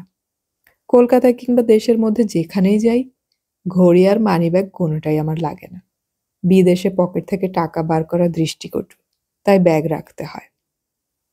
ঢাকায় কয়েক বছর আগে জাতীয় কবিতা উৎসবে এক সকালে প্রথমে গিয়েছিলাম দল বেঁধে শহীদ মিনারে পুষ্পার্ঘ্য দিতে। তারপর মঞ্চে কবিতা পাঠ। ঢাকায় কবিতা নিয়ে যেমন উন্মাদনা, সেরকম আর কোথাও দেখিনি এ পর্যন্ত। হাজার হাজার নারী পুরুষ কবিতা শুনতে আসে। কবিতা পাঠের পর মঞ্চ থেকে যেই নেমে গেছি, যথারীতি বহু অল্প বয়সী ছেলে মেয়ে ঘিরে ধরেছে অটোগ্রাফের জন্যে। কলকাতায় এরকমই ছোটখাটো একটা দৃশ্য দেখে একজন বেলজিয়াম ফরাসি কবি আফসোস করে বলেছিলেন, আমাদের দেশে এখন আর কেউ কবিদের কাছ থেকে অটোগ্রাফই চায় না। ঢাকায় সাধারণত আমি পাজামা পাঞ্জাবি পরেই কাটাই। সেই সকালে আমার মানিব্যাগটা হোটেলে না রেখে এসে কেন যে ঢোলা পাঞ্জাবির পকেটে নিয়ে আসার দুর্মতি হয়েছিল কে জানে। সেটার কথা আমার মনেও ছিল না। ছেলেমেয়েরা অটোগ্রাফের জন্য চিলুবিলু করছে। আমি যত তাড়াতাড়ি সম্ভব সই মেরে যাচ্ছি, শেষই হচ্ছে না। হঠাৎ স্পষ্ট বুঝতে পারলাম কেউ আমার পকেটে হাত ঢুকিয়ে দিয়েছে। এই এই কি হচ্ছে বলে চেঁচিয়ে উঠে ভিড় সরাতেই তার মধ্যে গোপন হাতটি মানিব্যাগ নিয়ে অদৃশ্য। স্বাক্ষর সংগ্রহকারীদের মধ্যে কেউ আমার পকেট মেরেছে, এ তো হতেই পারে না। বরং ওরকম বিশৃঙ্খল অবস্থা দেখে কোনো পকেটমার ওদের মধ্যে ঢুকে পড়েছিল। ঢোলা পাঞ্জাবির পকেটেও ওরকম অরক্ষিতভাবে মানিব্যাগ রাখার উচিত শিক্ষাই আমি পেয়েছি। ফ্লোরেন্সের ঘটনাটি একটি নিখুঁত চক্রান্ত। ফ্লোরেন্স, এখনকার নাম ফিরেঞ্জিয়া, শহরের কেন্দ্রে অনেকটা অঞ্চলে গাড়ি চলাচল নিষিদ্ধ। সেখানে বহু মূল্যবান শিল্প ও পুরাকীর্তি আছে। গাড়ির ধোঁয়ায় সেগুলির ক্ষতি হতে পারে। ইদানিং তাজমহলের ১-১.৫ মাইলের মধ্যেও পেট্রোল ডিজেলের গাড়ি চলতে দেয়া হয় না। ব্যাটারি চালিত বাস যাতায়াত করে। সুতরাং আমরা হেঁটে বেড়াতে বেরিয়েছিলাম। কয়েকদিন আগেও বেশ শীত ছিল। সেদিনই হঠাৎ উৎকট গরম পড়েছে। তাই কোট খুলে রেখে এসে গায়ে ছিল শুধু একটা টি-শার্ট, যার বুক পকেট নেই। যদি গাড়িতে ঘুরতাম কিংবা আমার গায়ে কোট থাকতো, তাহলে আর আমাকে ওভাবে গালে চড় খেতে হতো না। ভাস্কর, অসীম, স্বাতী ও আমি ঘুরছি ফ্লোরেন্সের রাস্তায়। একসময় ওরা খানিকটা এগিয়ে গেছে, আমি সিগারেট ধরাবার জন্য থেমেছি। হঠাৎ যেন মাটি ফুঁড়ে এসে ৪টি মেয়ে আমাকে ঘিরে ধরল। বাঘ যেমন শিকার ধরার আগে কিছুক্ষণ লক্ষ্য ও অনুসরণ করে, এরাও নিশ্চিত লক্ষ্য করেছিল আমাদের। ভারতীয় বলে চিনতে পেরে ধরে নিয়েছিল আমার পকেটে ক্রেডিট কার্ডের বদলে ক্যাশ টাকা থাকতে পারে। আমি যেই দল ছাড়া হয়েছি, অমনি ওরা সেই সুযোগ নিতে ঝাঁপিয়ে পড়েছে। একটি মেয়ে দাঁড়িয়েছে একেবারে আমার সামনে, মুখোমুখি। তার পেটটা অনেক উঁচু, অর্থাৎ গর্ভবতী। সেখানে হাত রেখে সে যা চাইল, তার মানে না বুঝলেও বোঝা যায় সেটা ভিক্ষে চাইবার ভাষা। মেয়েটি আমার পথ জুড়ে এমনভাবে আমার গা ঘেঁষে দাঁড়িয়েছে, যেন আমার বুকের উপর এসে পড়বে। আরে করছো কি? এই ভঙ্গিতে আমি হাত দুটো তুলতেই দুদিক থেকে অন্য দুটি মেয়ে আমার হাত চেপে ধরে পৃথিবীর সব ভিখারিনীর মতোই কিছু বলতে লাগলো অনুনাসিক সুরে। আমি বুঝতে পারছি এরা নিছক ভিখিরি নয়, কিন্তু একটি গর্ভবতী মেয়েকে কি কোনো পুরুষ ধাক্কা দিয়ে সরিয়ে দিতে পারে? অন্য দুটি মেয়ে এত শক্তভাবে আমার হাত চেপে ধরেছে যে ছাড়াতে পারছি না। পুরুষ হলে যত জোরে ঝটকা মারতে পারতাম, মেয়ে বলেই তা সম্ভব নয়। এই সুযোগে চতুর্থ মেয়েটি আমার প্যান্টের পকেটে হাত ঢুকিয়ে দিল। সবই আমি দেখতেও বুঝতে পারছি, চেঁচিয়েও উঠেছি। কিন্তু পুরো ঘটনাটি ঘটল কয়েক মুহূর্তের মধ্যে। এমনই ওদের চমৎকার ট্রেনিং।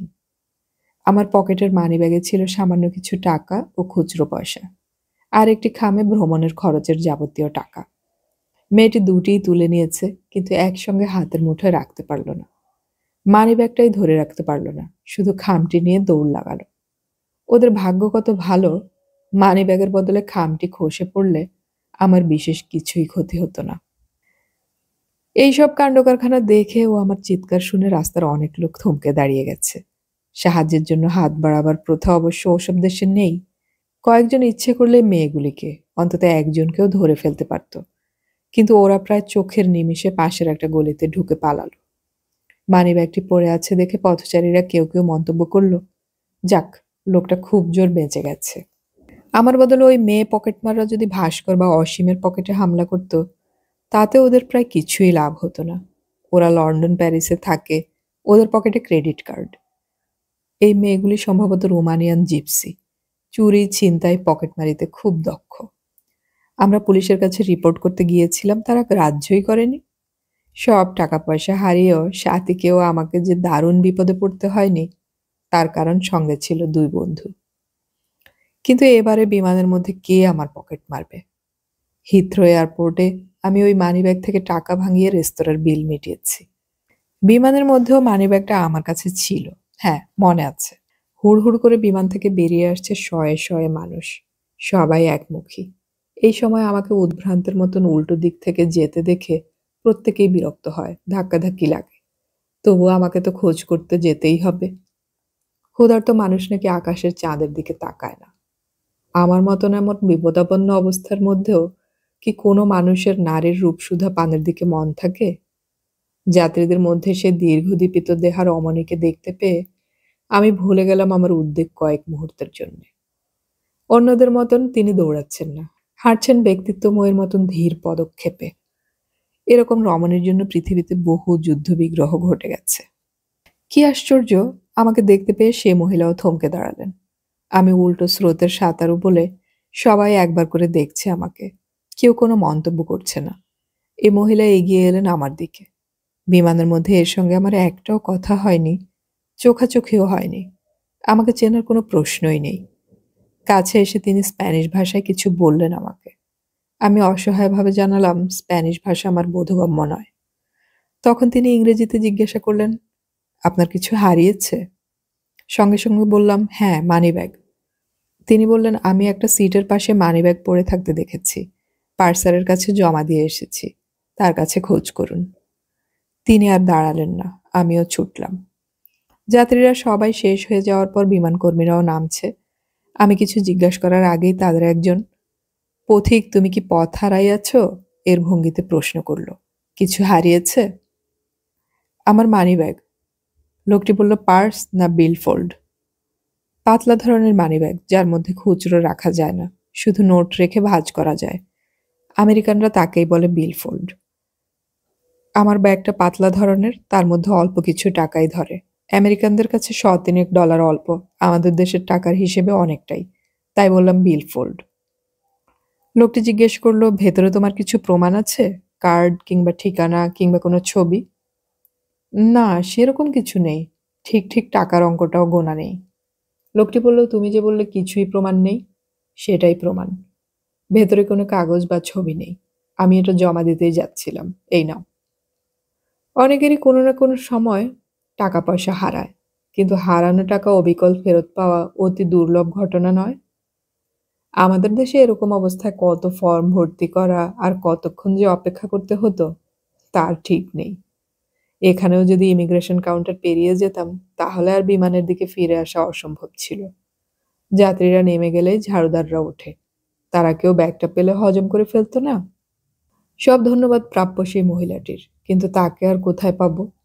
তিনি হারিয়ে গেছেন জনারণ্যে, ধন্যবাদও জানানো হলো না।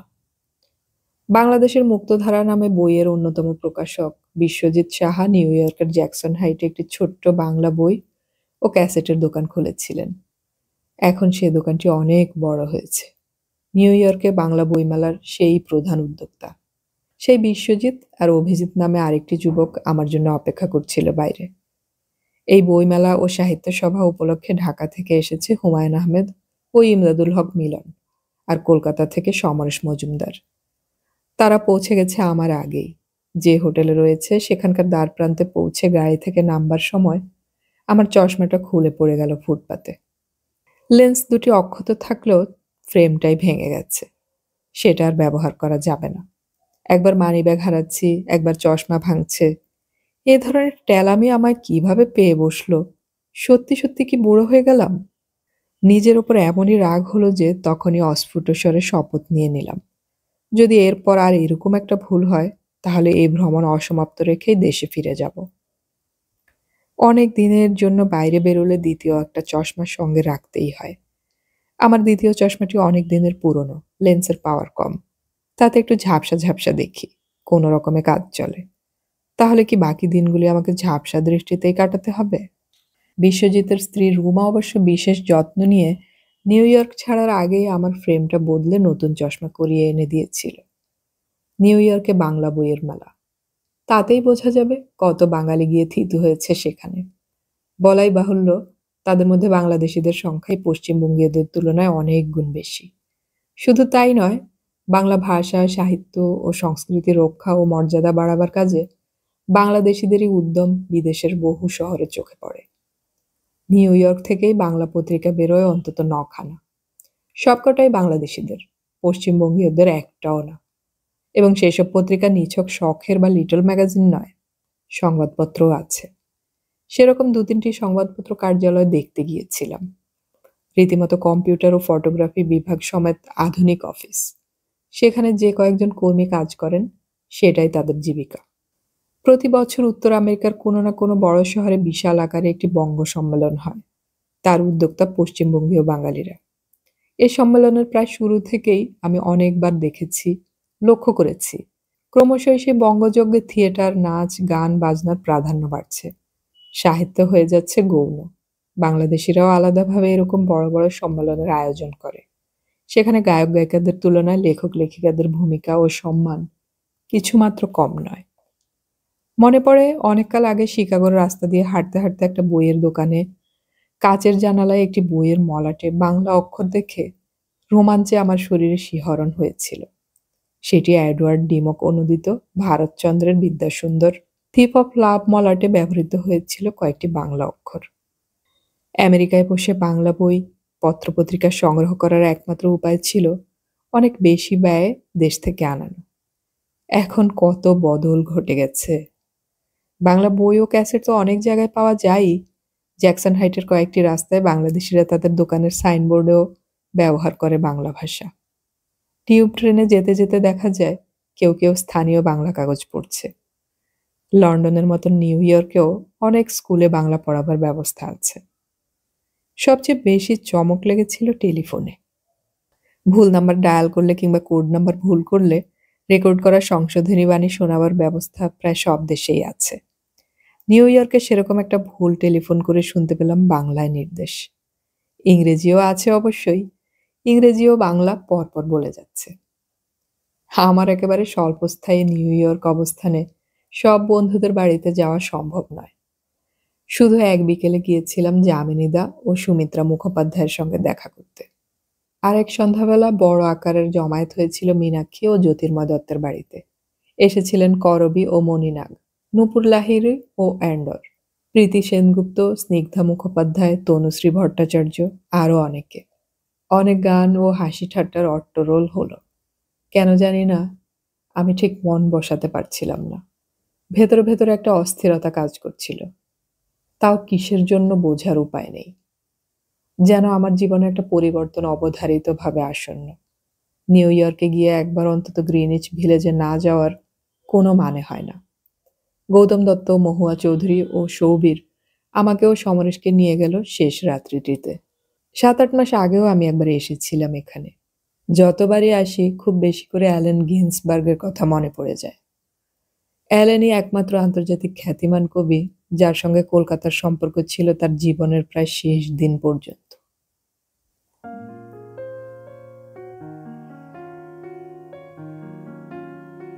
এতক্ষণ আমি পড়ে শোনালাম সুনীল গঙ্গোপাধ্যায়ের লেখা ভ্রমণ কাহিনী বিজনে নিজের সঙ্গে এর প্রথম পর্ব। এই ভ্রমণ কাহিনীর বাকি 2টি পর্ব আমি খুব শীঘ্রই আপলোড করার চেষ্টা করব। শোনার আমন্ত্রণ রইল। অডিও কথনে আমাদের গল্প পাঠ কেমন লাগছে তা কমেন্টে অবশ্যই জানাবেন। আমাদের গল্প পাঠ ভালো লাগলে চ্যানেলটি সাবস্ক্রাইব করে রাখুন এবং বন্ধুদেরকে শেয়ার করুন। গল্প পড়ি, গল্প শুনি, বাংলা গল্প ছড়িয়ে পড়ুক সবখানে।